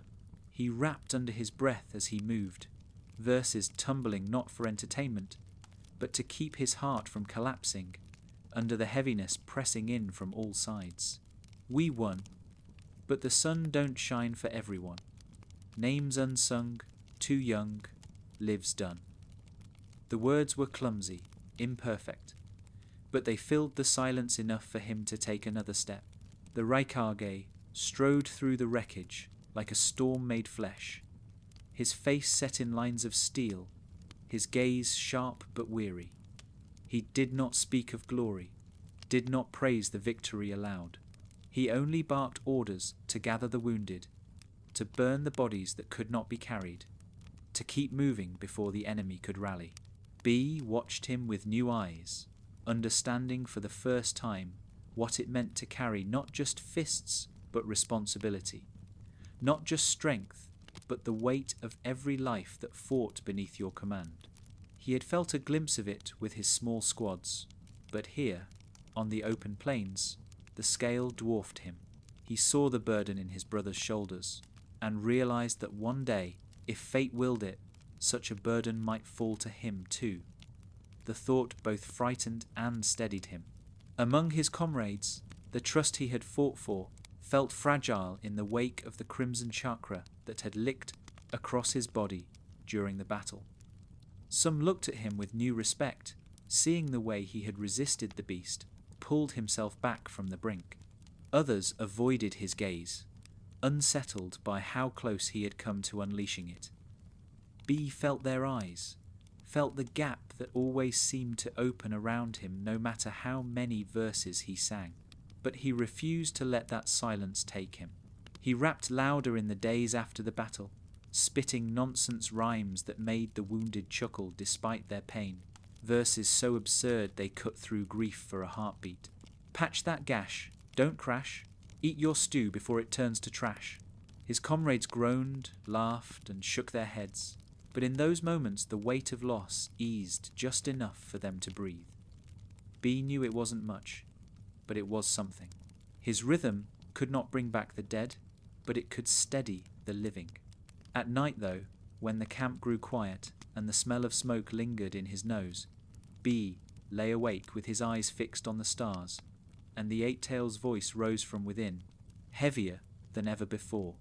"So this is war," it murmured, not mocking this time, but contemplative.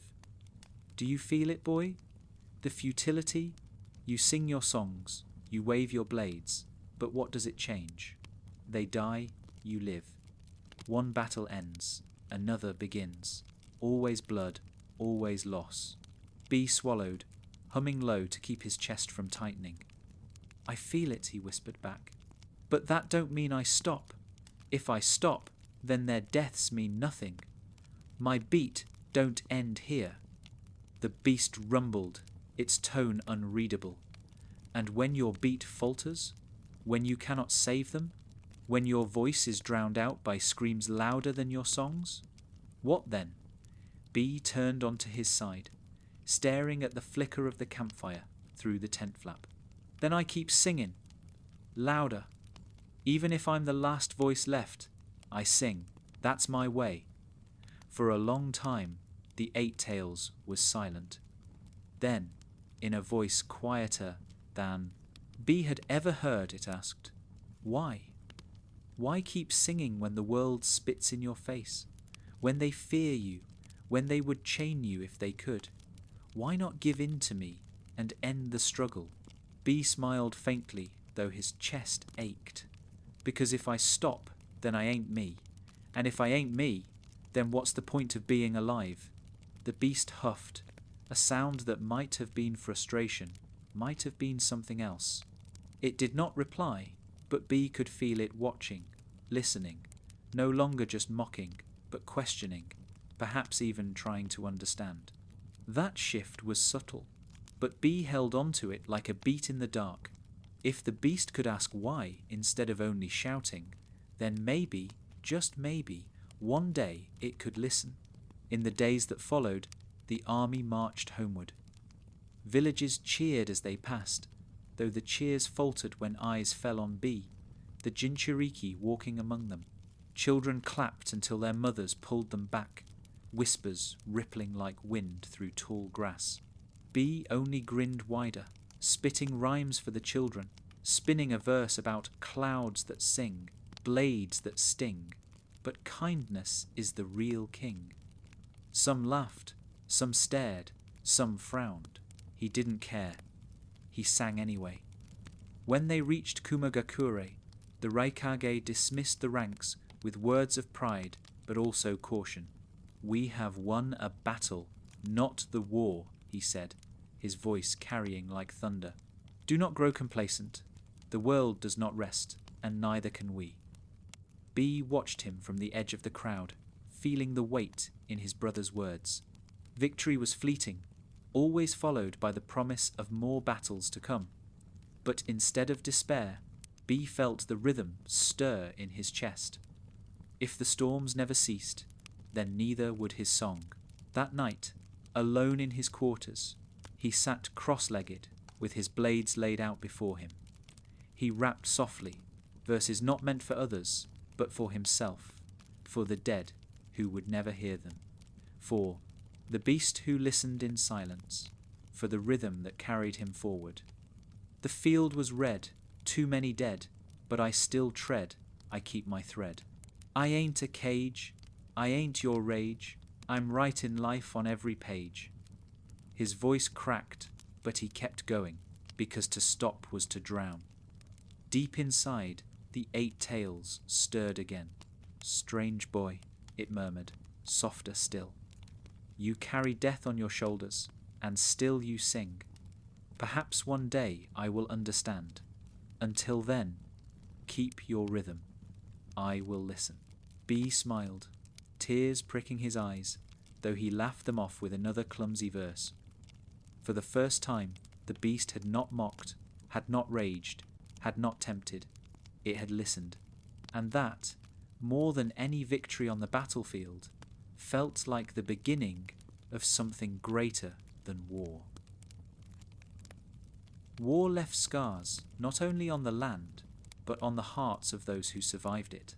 In the months that followed the great battle on the plains, B found himself walking paths less filled with steel and more with words, carrying messages across borders, escorting envoys to uneasy talks, standing in halls where silence was heavier than any weapon. For the Raikage knew that strength was not only fists and blades, it was also presence. It was also the way a man carried himself when all eyes watched, when enemies cloaked themselves as allies, when the wrong word could ignite a new storm. And though B had never been schooled in politics, never been trained to weave words in the ways of diplomats, there was something about his rhythm, his unshakable energy, that the Raikage trusted to serve him well in these spaces. The first time B entered a foreign hall as part of a diplomatic mission, he felt the weight of it press down heavier than battle. There were no blades drawn, no jutsu flaring, but the air itself felt charged, as if everyone present was waiting for one spark to fall upon dry grass. The envoys from the land of frost sat across the table, their faces carved from stone, their eyes sharp as kunai. B stood slightly behind his brother, his hands resting on the hilts of his swords, his body straight, his grin unbroken. Whispers rippled through the room at his presence, words half hidden behind polite smiles. Jinchūriki, weapon, beast in human skin. He felt their gazes the way one feels the brush of a blade against the back of the neck. The 8 tails stirred, its voice curling like smoke in his mind. Do you feel it? Even here, even in peace, you are not a man but a monster to them. They smile while they measure how best to chain you. Why stand silent? Why not roar and remind them of the fear they whisper about? B hummed under his breath, low enough that only he could hear, shaping verses like armor around his heart. Let 'em stare, I don't care, I'll be the beat in the heavy air. His grin widened, as if in mockery of their whispers, but inside he steadied himself with rhythm, reminding himself that silence could be just as dangerous as chaos. The Raikage spoke with the voice of thunder, negotiating terms of patrol and trade, demanding respect for Kumogakure's strength. B listened, absorbing not only the words, but the way his brother carried them. The pauses he chose, the weight behind each demand. It was a different kind of battlefield, one where power was measured not by blows, but by presence. And B realized that here, too, he had a role not to speak, not yet, but to be the living reminder of strength. Every whisper about the jinchūriki was also a reminder. Kumogakure's storm had teeth.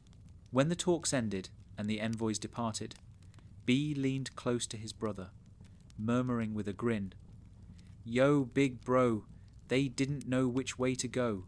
You laid it down, wore the crown, they bowed for the sound.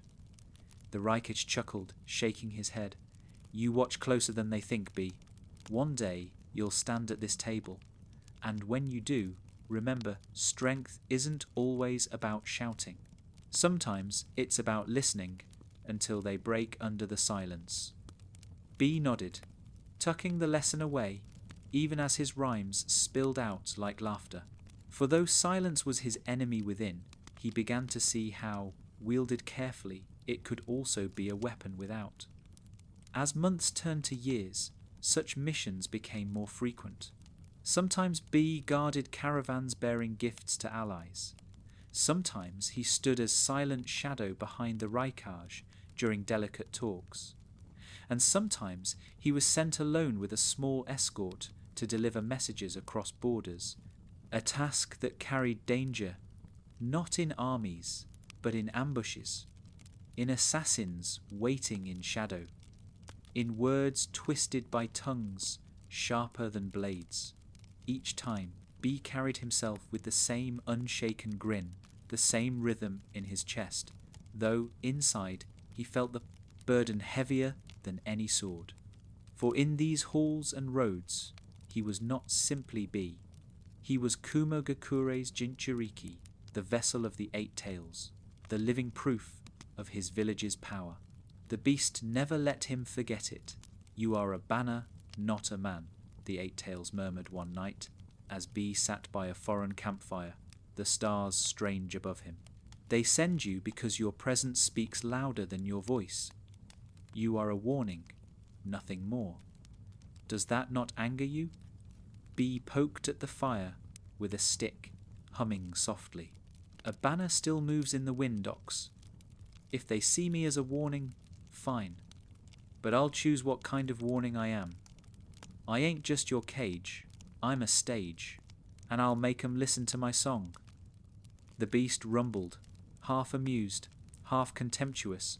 Strange boy, always turning chains into music. But tell me when your song ends, who will remember the tune? B smiled faintly, staring into the flames. If even one remembers, then it was worth singing. In time, the whispers began to change. Not vanish, never vanish, but shift. In villages where he once saw only fear, he began to see something else, curiosity. Children tugged at their mothers' sleeves to watch the strange shinobi who sang as he walked. Merchants who once turned away now leaned closer, listening to his playful verses, their wary eyes softening. And among his comrades, respect began to outweigh suspicion. They still feared the beast, yes, but they also trusted B, the man who rapped through the darkest battles, who led them with rhythm when silence threatened to swallow them whole. One mission in particular etched itself into B's memory. He was sent with a small squad to escort envoys through a mountain pass, rumoured to be haunted by rogue shinobi. When the ambush came, B's comrades faltered at the sight of overwhelming numbers. For a heartbeat, fear threatened to scatter them. B stepped forward, blades flashing, voice rising in rhyme that echoed against the cliffs. Hold the line, shine divine, we'll cut 'em down in time. His verses rang ridiculous, but his comrades' fear steadied, their movements sharpening to match his rhythm. Together they broke the ambush, driving the rogues into retreat. Afterward, one envoy, pale and shaken, approached him. I have never seen men rally to nonsense before, he admitted. B grinned, tapping his chest. Nonsense with a beat ain't nonsense. It's a heart still beating when fear says stop. That night, as he lay awake under the stars, the 8 tails spoke again. Perhaps your songs do more than I thought. You wield them like weapons, but not to cut to bind them to you, to bind yourself to life. Strange, very strange. B smiled into the dark. Told you, Ox, my song ain't just noise, it's my soul. The beast did not answer, but it did not laugh either. And in that silence, B felt something shift. Not surrender, not trust, not yet, but curiosity. and curiosity was enough.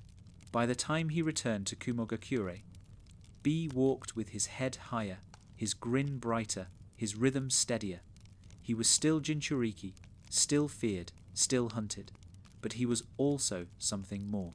Not just a banner, not just a weapon, but a man whose presence carried not only the weight of a beast, but the beat of a heart that refused to falter. And deep within, the Eight Tails listened, silent but attentive, as if waiting to hear what the next verse would be. Trust was always fragile in B's world.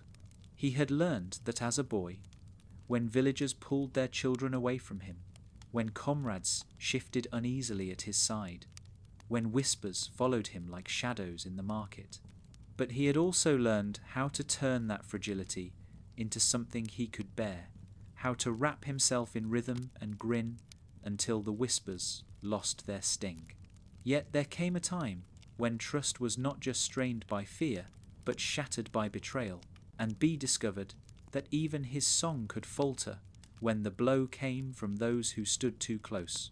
The mission seemed simple at first, a joint operation with shinobi from a smaller allied clan near the borderlands. Their goal was to flush out rogue elements who had been hiding in caves along the mountains, raiding villages, and stealing supplies. B was assigned to lead a squad from Kumogakure, while the allied shinobi guided them through terrain only they knew. From the outset, B sensed unease in his own comrades. They trusted one another, but trust did not easily extend beyond village walls, especially when B himself was involved. Still, he kept his grin wide, his verses flowing, humming nonsense rhymes as they scaled jagged cliffs and descended into valleys where shadows clung like cobwebs. At night, as the two groups camped together, B noticed the way the allied shinobi's eyes lingered on him, not with awe, not with respect, but with calculation. It was the same look the mercenaries had worn, the same look enemies carried when they saw not a man but the beast inside him. He felt the Eight Tails stir at their gaze, rumbling with bitter amusement. You see it, don't you?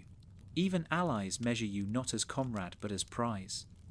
Do you still cling to your song when the daggers point from behind? B hummed louder, tapping out rhythms on his thigh. If they betray, I'll still play. My beat don't break, it'll find a way. The beast chuckled, dark and low, but said no more. The betrayal came 2 nights later, swift and silent. B awoke to the faintest scrape of steel, his instincts snapping him upright just as a blade slashed where his throat had been. His grin vanished into a snarl, his swords flashing free, his voice spitting verses, more growl than song. Around him, chaos erupted, allied shinobi turning on his comrades, kunai and jutsu tearing through the camp in the dark. The night filled with shouts, the crackle of fire, the metallic ring of betrayal. B fought like a storm, his blades spinning, his rhymes spilling between clenched teeth. Snake in the grass, won't let it pass, I'll cut that mask, end this clash. His comrades rallied to him, but the surprise had taken its toll. Several fell before they could even rise, cut down by men they had broken bread with hours before. The Eight Tails surged inside him, its laughter rising above the screams. See, this is what your trust brings. Death from smiling faces. Let me loose, and I will end them all before their treachery cuts deeper. For a heartbeat, B wavered. His comrades bled, his allies had turned to enemies. Rage surged in his chest, so hot it nearly drowned his rhythm. It would be so easy to let go, to unleash the beast and crush them all beneath its might. His vision blurred red, chakra licking at his skin. But then he saw the faces of his comrades, who still stood, their fear not of the enemy, but of him, of the crimson glow rising from his body. That fear steadied him, like a blade at his throat. No, he would not prove the traitors right by becoming the monster they whispered about. He forced the chakra back, forced his voice louder. I'm me, can't you see? Betrayal won't define my destiny. The fight dragged long into the night. But B and his remaining comrades struck hard, their fury fueled not by hatred, but by survival. When dawn broke, the traitors lay dead, their bodies sprawled among the ashes of the camp. B stood panting, blood streaking his panting arms. His grin returned, but thinner, tighter, no longer careless. His comrades looked at him with exhaustion and sorrow, their trust shaken, but not destroyed. They had seen him resist, seen him hold the beast back, even when rage threatened to consume him. That, more than victory, bound them to him. Afterward, as they buried their fallen and burned the traitors' corpses, B sat apart, his blades resting on his knees. The Eight-Tails spoke again, quieter this time, almost thoughtful. You resisted even betrayal. You chose their fear over my strength. Why? Why spare them the sight of power that could have ended it sooner? B closed his eyes, humming softly. Because if I end every fight with you, then what's left of me? I'd be a shadow wearing your face. I ain't letting betrayal steal my beat too. The beast rumbled, not with laughter, but with something like puzzlement. Strange. Most humans cling to power when fear cuts them deepest. You cling to yourself. Perhaps that is why you endure. Perhaps that is why you do not break. B opened his eyes, his grin widening, though it carried an edge of weariness. Told you, Ox. My song don't stop, even when knives are in the dark. If I break, my rhythm breaks. And if my rhythm breaks, I ain't me no more. The Eight-Tails fell silent, and for the first time, its silence felt less like scorn and more like consideration, as though it was turning B's words over in its vast ancient mind. B felt it, held onto it, and let his verse carry him forward. He had lost comrades, he had seen betrayal cut deep, but he had not lost himself. His rhythm endured, his song still played, and as long as it did, no betrayal could silence him. The memory of betrayal lingered like smoke in B's lungs, acrid and unshakable, long after the ashes of that mountain camp had scattered to the wind. He carried it back to Kumogakure, with the weight of a blade lodged in his chest, not fatal, but impossible to ignore. He laughed, as he always did, grinned and spat verses to mask the heaviness, but in the quiet moments, when even his own voice could not fill the silence, he felt the cut deeper than any wound. It was one thing to be mistrusted, one thing to bear suspicion from strangers and whispers from villagers. It was another to see trust shattered in blood, to feel the edge of treachery from those who had smiled across the fire. He trained harder in the weeks after his return, pushing his body until sweat burned his eyes and his muscles trembled, until even the Raikage raised an eyebrow at his brother's relentless pace. But training did not quiet the storm within. The Eight-Tails stirred often now, not only in moments of battle, but in the stillness between. You resist and resist, it murmured, its tone less mocking than it had once been, more curious, more insistent. But resistance is not strength. Strength is power. Strength is me. You saw how fragile their trust is, how easily it breaks. Why cling to them when I will never betray you? B paused once in the training grounds, his blades hanging at his sides, his breath sharp in his chest. Never betray? You try to break me every chance you get, Ox. You whisper in my ear, you push me to lose myself. How's that not betrayal? The beast rumbled deep within him, a sound that shook through his bones. I am honest. I do not hide my hunger. I do not smile and stab in the dark. I am what I am. Can you say the same for them? B fell silent, lips twitching into a faint grin that didn't quite reach his eyes. You got a point, but honesty without choice ain't better. You'd still rather wear me like armor than walk beside me. For the first time, the beast hesitated. Its silence was heavy, thoughtful, and B felt it. The faintest crack in the endless wall of hatred that had stood between them since the day of sealing. He seized it like a beat in the dark, humming low, shaping verses into the gap. Walk, not chain. Share, not drain. If we link, maybe we shrink the pain. His words were clumsy, but they carried truth, and he knew the beast heard it. The first true test of that fragile shift came not long after, when B was sent with a squad to intercept a group of enemy shinobi, rumoured to be scouting Kumogakure's mountain passes. They found them in the cliffs, a dozen strong, more skilled than expected, their jutsu tearing rock and air with ferocity. The fight was brutal.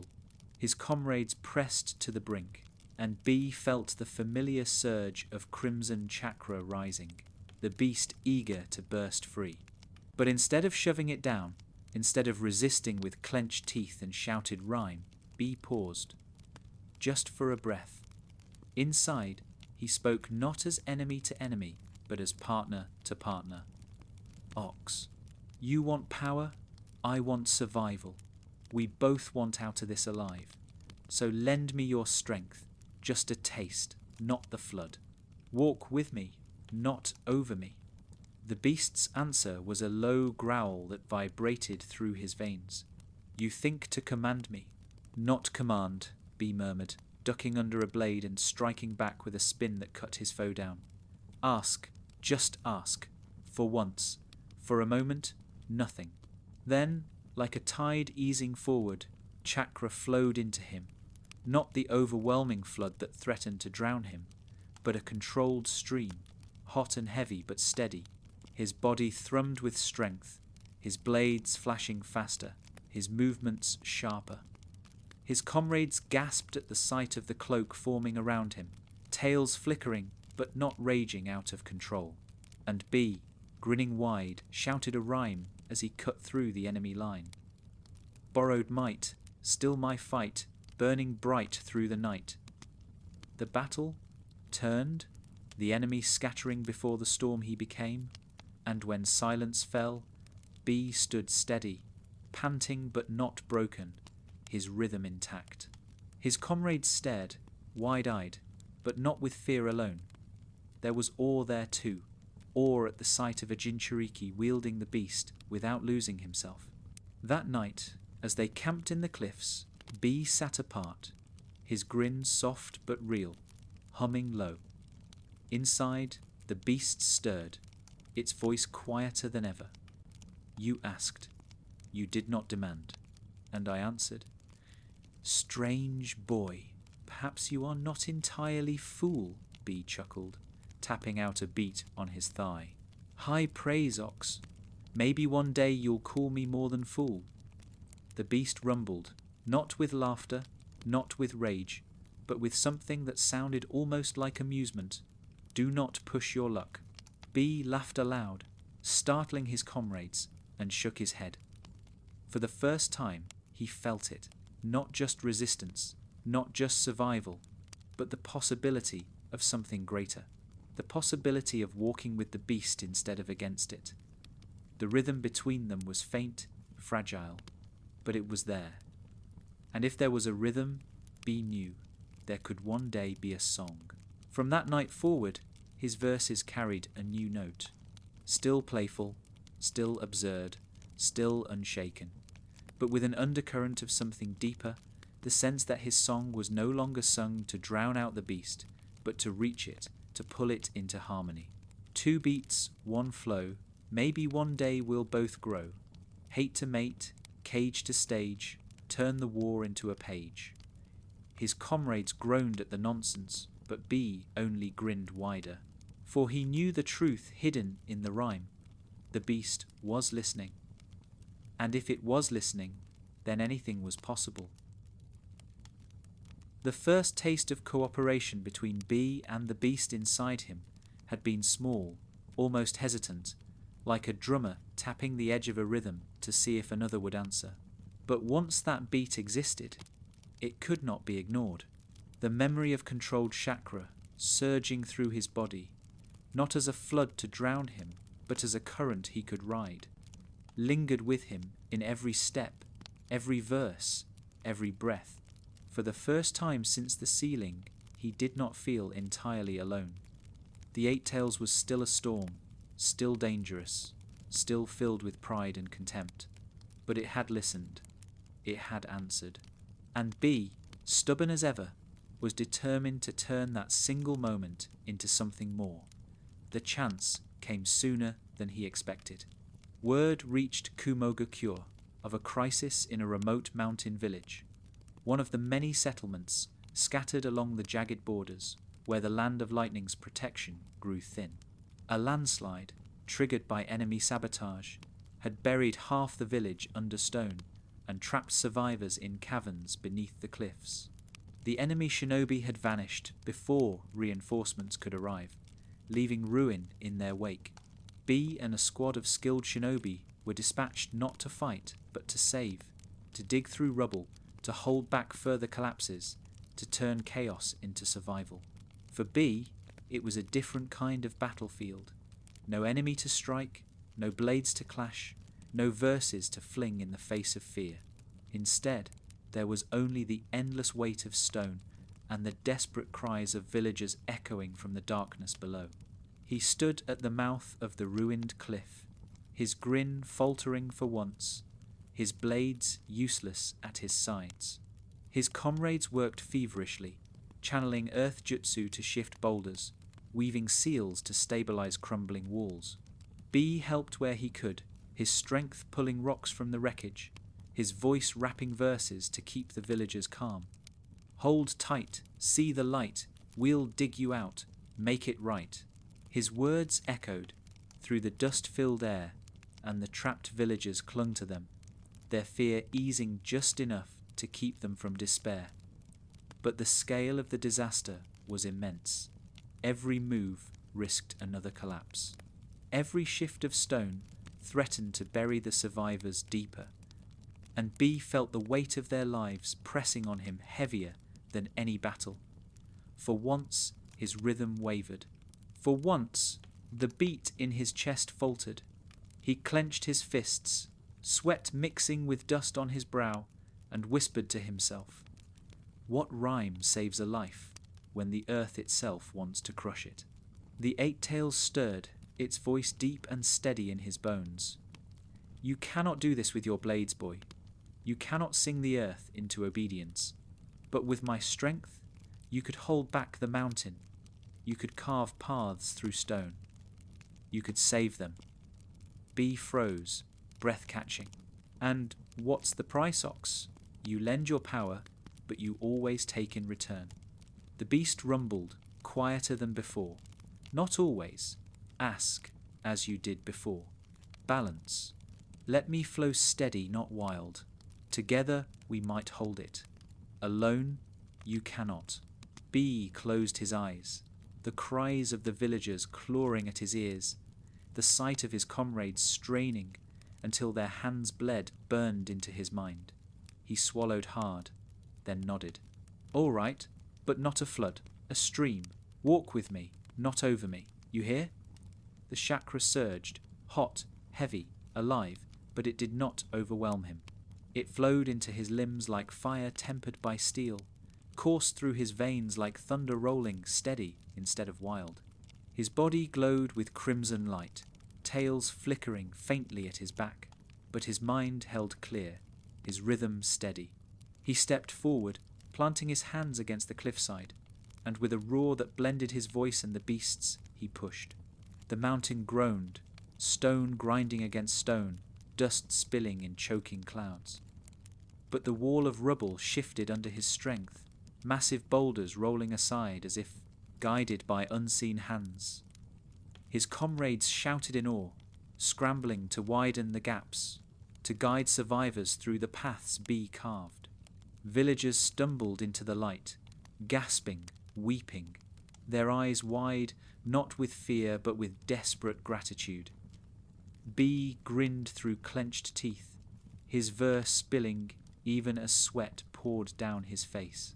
"Stone won't stay. Clear the way. Live today. Hear me say." Hour after hour, he held the mountain back, his body thrumming with borrowed might, his rhythm keeping the beast's power in check.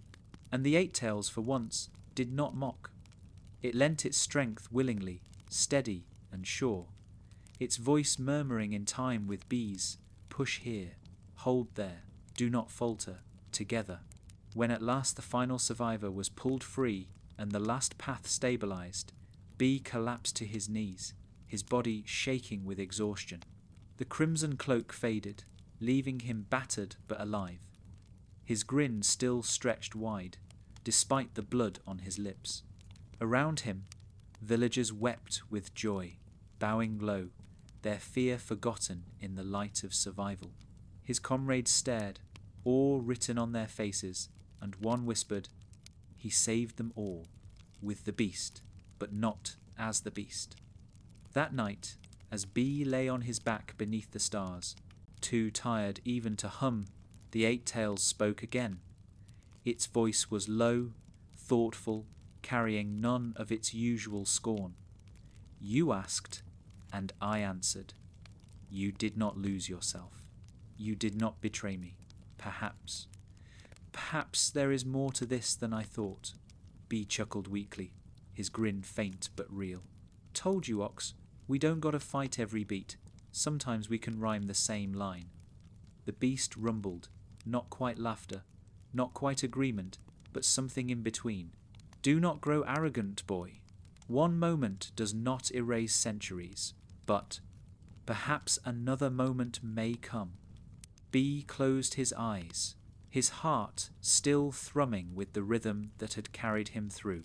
For the first time, he did not feel the beast only as a storm pressing against him, but as a current beside him, steady and strong. It was fragile, yes, uncertain, yes, but it was real. And B knew that if a rhythm was real, it could be built into a song. The mountain village had changed something in B, not only for him, but for those who had seen him hold back the stone with crimson light glowing around his body, who had watched him bend the Eight Tails' power without losing himself. Word travelled quickly in Kumogakure, as it always did when whispers carried more swiftly than the wind. The jinchūriki saved them. He controlled it. He fought with the beast instead of against it. For years the name Killer Bee had been spoken with wariness, with doubt, with suspicion. Now, slowly, it began to gather weight of a different kind, respect. It was still fragile, still tempered by fear, but it was real, and B felt it in the way his comrades looked at him now, not only as a weapon, not only as a vessel, but as a man who could lead. The Raikage saw it too. His brother watched him with the sharp gaze of a man who had carried storms on his shoulders for too long, and one evening, after training, he clasped a heavy hand on B's back. "You've stepped beyond what I expected, little brother," he said. "You've turned the beast into more than a burden, but now comes the harder part. It's one thing to save with its strength. It's another to fight with it and still lead. War is coming again. And when it does, you won't just fight beside your comrades. You'll lead them through it. Do you understand?" B grinned, though his chest tightened. "Yo, I hear, no fear, my rhyme'll steer. I'll lead the beat, keep the fleet on their feet." The Raikage laughed, shaking his head. "You never change. Good. Don't. But remember, B, when you stand before them with that power glowing, they'll follow you or fear you. You must choose which it will be." The test came sooner than B could have prepared for. The enemy was not a hidden cell of rogues or a saboteur lurking in shadows, but a full force pushing into Kumogakure's territory, their banners snapping in the mountain wind, their eyes set on claiming ground that did not belong to them. The Raikage split the army into several detachments, each tasked with holding a pass or a valley. To B, he entrusted a squadron of shinobi, veterans and younger fighters alike, and pointed toward a gorge where the enemy threatened to break through. "Hold it," his brother commanded. "Do not let them pass. Show them what it means to face Kumogakure." B stood at the mouth of the gorge, blades strapped across his back, his grin wide but his mind sharp. His comrades gathered around him, their eyes uncertain, waiting. Some still carried the memory of fear from when his chakra had nearly burst loose on the battlefield before. Others carried the memory of the mountain village, of lives saved by his control. They looked at him not just as comrade, but as something more, a fulcrum upon which their fate would turn. B felt the weight of their gazes and answered it the only way he knew how. He rapped, loud and shameless, verses tumbling across the gorge. "Stone walls, battle calls, we'll stand tall, won't fall. If you're with me, then sing free, fight hard, fight smart, fight with B." Groans, chuckles, even a few cheers rose around him, the tension cracking just enough for shoulders to straighten and hands to steady. The enemy struck at dawn. They poured into the gorge in waves, their jutsu echoing against the stone walls, their blades flashing in the rising light. B met them head-on, his sword spinning, his voice rising in rhythm that cut through the roar of combat. His squad fought at his side, their movements sharp, their formation holding. But the enemy pressed harder, their numbers threatening to overwhelm, their jutsu tearing rock and air. Inside, the Eight Tails stirred, its voice a steady rumble. "You cannot hold this gorge with steel and song alone. Let me flow, not a flood, but a river, together, as we did before." B hesitated only a heartbeat. Then he nodded, shouting aloud as if to himself, "A river, not a sea. Flow with me, ox, let's set them free." The chakra surged, crimson light flaring around his body, tails flickering but not raging. His comrades gasped, but did not falter. They had seen this before. They had seen him hold it steady. With the beast's strength flowing through him, B became a storm in the gorge. His blades cut through enemy ranks with speed no human alone could muster. His movements fluid, his laughter ringing even as blood spattered across stone. He shouted verses that echoed from the cliffs, absurd but commanding, pulling his comrades into rhythm. Left strike, hit 'em right, keep it tight, win the fight. They moved with him, their fear drowned in the cadence of his voice, their courage rising with every beat. The enemy faltered under the combined weight of his storm and his squad's unity. Waves that had surged forward now broke against them, scattered by precision and fury.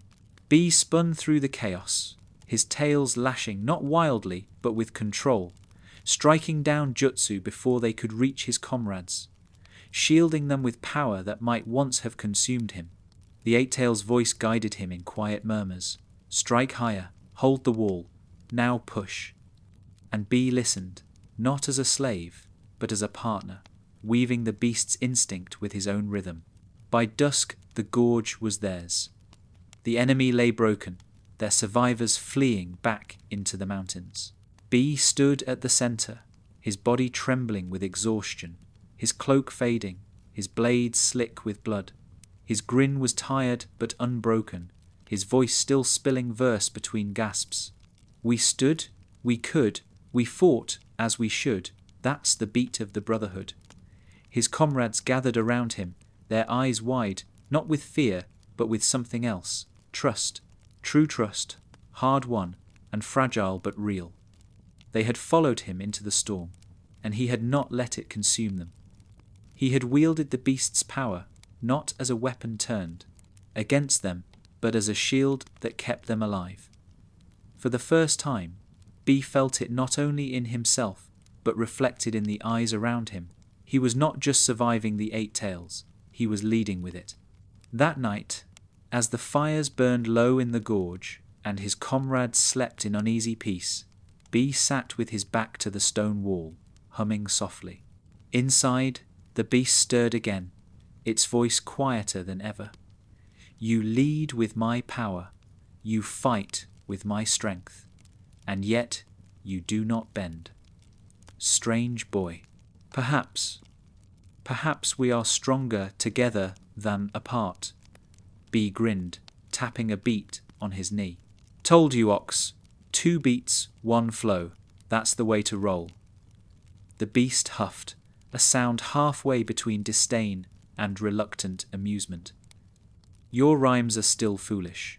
Yeah, B whispered, his grin widening. But they work. And in the silence that followed, B felt it. Not victory, not domination, but balance. Fragile, yes. Imperfect, yes, but real. A rhythm shared between man and beast. A song beginning to take shape in the storm.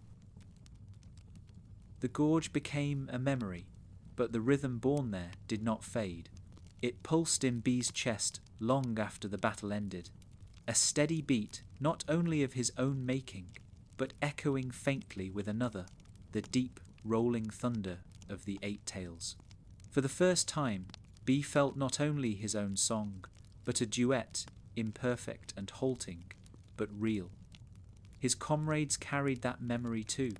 Their whispers changed, their gazes softened. Where once fear had always lurked in their eyes, now respect shone, cautious but growing. They had seen the jinchūriki fight without losing himself. They had seen him wield the beast as ally, not curse. And word of it spread through Kumogakure, like the roll of distant drums. The Raikage summoned him soon after, his arms crossed, his voice steady as stone. You've proven yourself, B, more than I could have hoped. You've led men, saved lives, fought with the beast without falling. But one trial remains. A trial not of battle, not of command, but of self. You must face the 8 tails within its cage, not on the battlefield, not in the flow of chaos, but in stillness. Only then will you know if you and it are truly one. B's grin faltered for just a moment, though he quickly covered it with a verse. Yo, stillness ain't my business, but I'll take that test, give my best, no rest. The Raikage smirked, but his eyes carried weight. This is no jest, little brother. Stillness breaks more men than war. Be ready. That night, B entered the secluded chamber deep beneath the village, where seals older than generations hummed with hidden power. He knelt in the circle, closed his eyes, and let himself sink inward, down past the rhythm of his heart, down past the flow of his chakra, down into the vast darkness where the 8 tails dwelled. The cage loomed before him, immense and forbidding, bars stretching upward into infinity, and behind them the beast itself, massive, ox-like, tentacles, coiling in the shadows, eyes burning, with ancient fire. For years, B had come here in moments of struggle, always facing hatred, always spitting rhymes to drown out the roars. But now, as he stood in the silence, the beast did not roar. It watched, it listened, its voice rumbled into the stillness. So, you come, not to fight, not to resist. Why are you here, boy? B planted his feet, his grin wide, but his eyes steady. I'm here to end the cage, Ox. I'm here to turn this fight into a song. You and me, we've been clashing beats for too long. Time to find the flow together. The beast snorted, its breath shaking the bars. And why should I? I am power, I am fear, I am freedom. You are only the cage they locked me in. What do I gain from walking beside you? B tapped his thigh, humming low, the rhythm steady as a heartbeat. You gain a stage, you gain a voice. Right now, you're a storm in a box. But with me, you're a storm in the world. You hate the cage, so do I. So let's break it, not by tearing each other down, but by building something that ain't bars at all. A song, a bond, a beat that carries both of us. The 8 tails growled. its tentacles lashing against the bars. You think to charm me with foolish words? I have seen hosts before you, all of them breaking, all of them begging, all of them hating. Why are you different? Why do you laugh when others cry? Why do you sing when others curse? B's grin softened, but it did not fade, 'cause crying never stopped a storm, 'cause curses don't change chains. But a song, a rhythm, that's mine. That's how I live, how I fight, how I stay me when the world says I'm only you. I ain't here to chain you, ox. I ain't here to beg you. I'm here to rap with you, to walk the beat together. Silence fell in the dark. The beast's massive eyes narrowed, studying him. Then, slowly, it rumbled, softer than B had ever heard. You would not chain me. You would not command me. You would walk with me? Yeah, B said simply, his voice steady. Walk with me. Rap with me. Live with me. You ain't my curse, you're my chorus. For a long, heavy moment, nothing moved. Then the bars shuddered. The eight tails lowered its head, its massive horns gleaming faintly in the dark. Strange boy. Foolish boy. And yet, perhaps the only one who ever asked, not demanded. Perhaps I will walk with you. The bars melted away, dissolving into light. B stepped forward, unafraid, until he stood before the beast's massive form. It loomed over him, vast enough to crush him with a flick, but he only grinned wider, raising a fist. Partners? The eight tails rumbled, then lowered one massive tentacle, curling it forward. Partners! Their fists met, man and beast, rhythm and storm, cage and prisoner no longer. And in that instant, B felt it, the flood of chakra, yes, but not overwhelming, not consuming. It flowed through him like music, like a beat he had always known, but never been able to hear clearly until now. His rhythm and the beast's thunder blended, not clashing but harmonizing, a song deeper and stronger than either could make alone. When B opened his eyes, he was back in the chamber, the seal still glowing faintly on his skin, but different now. Lighter, freer, he stood, stretching his arms, laughter spilling from his chest. Yo, Ox and me, we're free, no more cage, just harmony. Deep inside, the beast's voice answered, not mocking, not angry, but steady. Do not grow careless, boy. Our song will face storms yet, but together, perhaps it will endure. B grinned, blades strapped across his back, rhythm pounding in his chest stronger than ever. For years he had been feared, doubted, hunted. For years he had rapped to drown out silence, to keep himself from breaking. But now, at last, his song was not alone. Now, at last, the beat was shared. Killer Bee and the Eight Tails, Jinchūriki and Biju, man and monster, no longer cage, and prisoner but true partners, walking the same rhythm into whatever storms the world would throw at them. And B laughed, his verses spilling into the night. Not nonsense now but harmony, not defiance now but joy, for the storm within him no longer raged against him, it raged with him. And together they would turn the world's silence into song.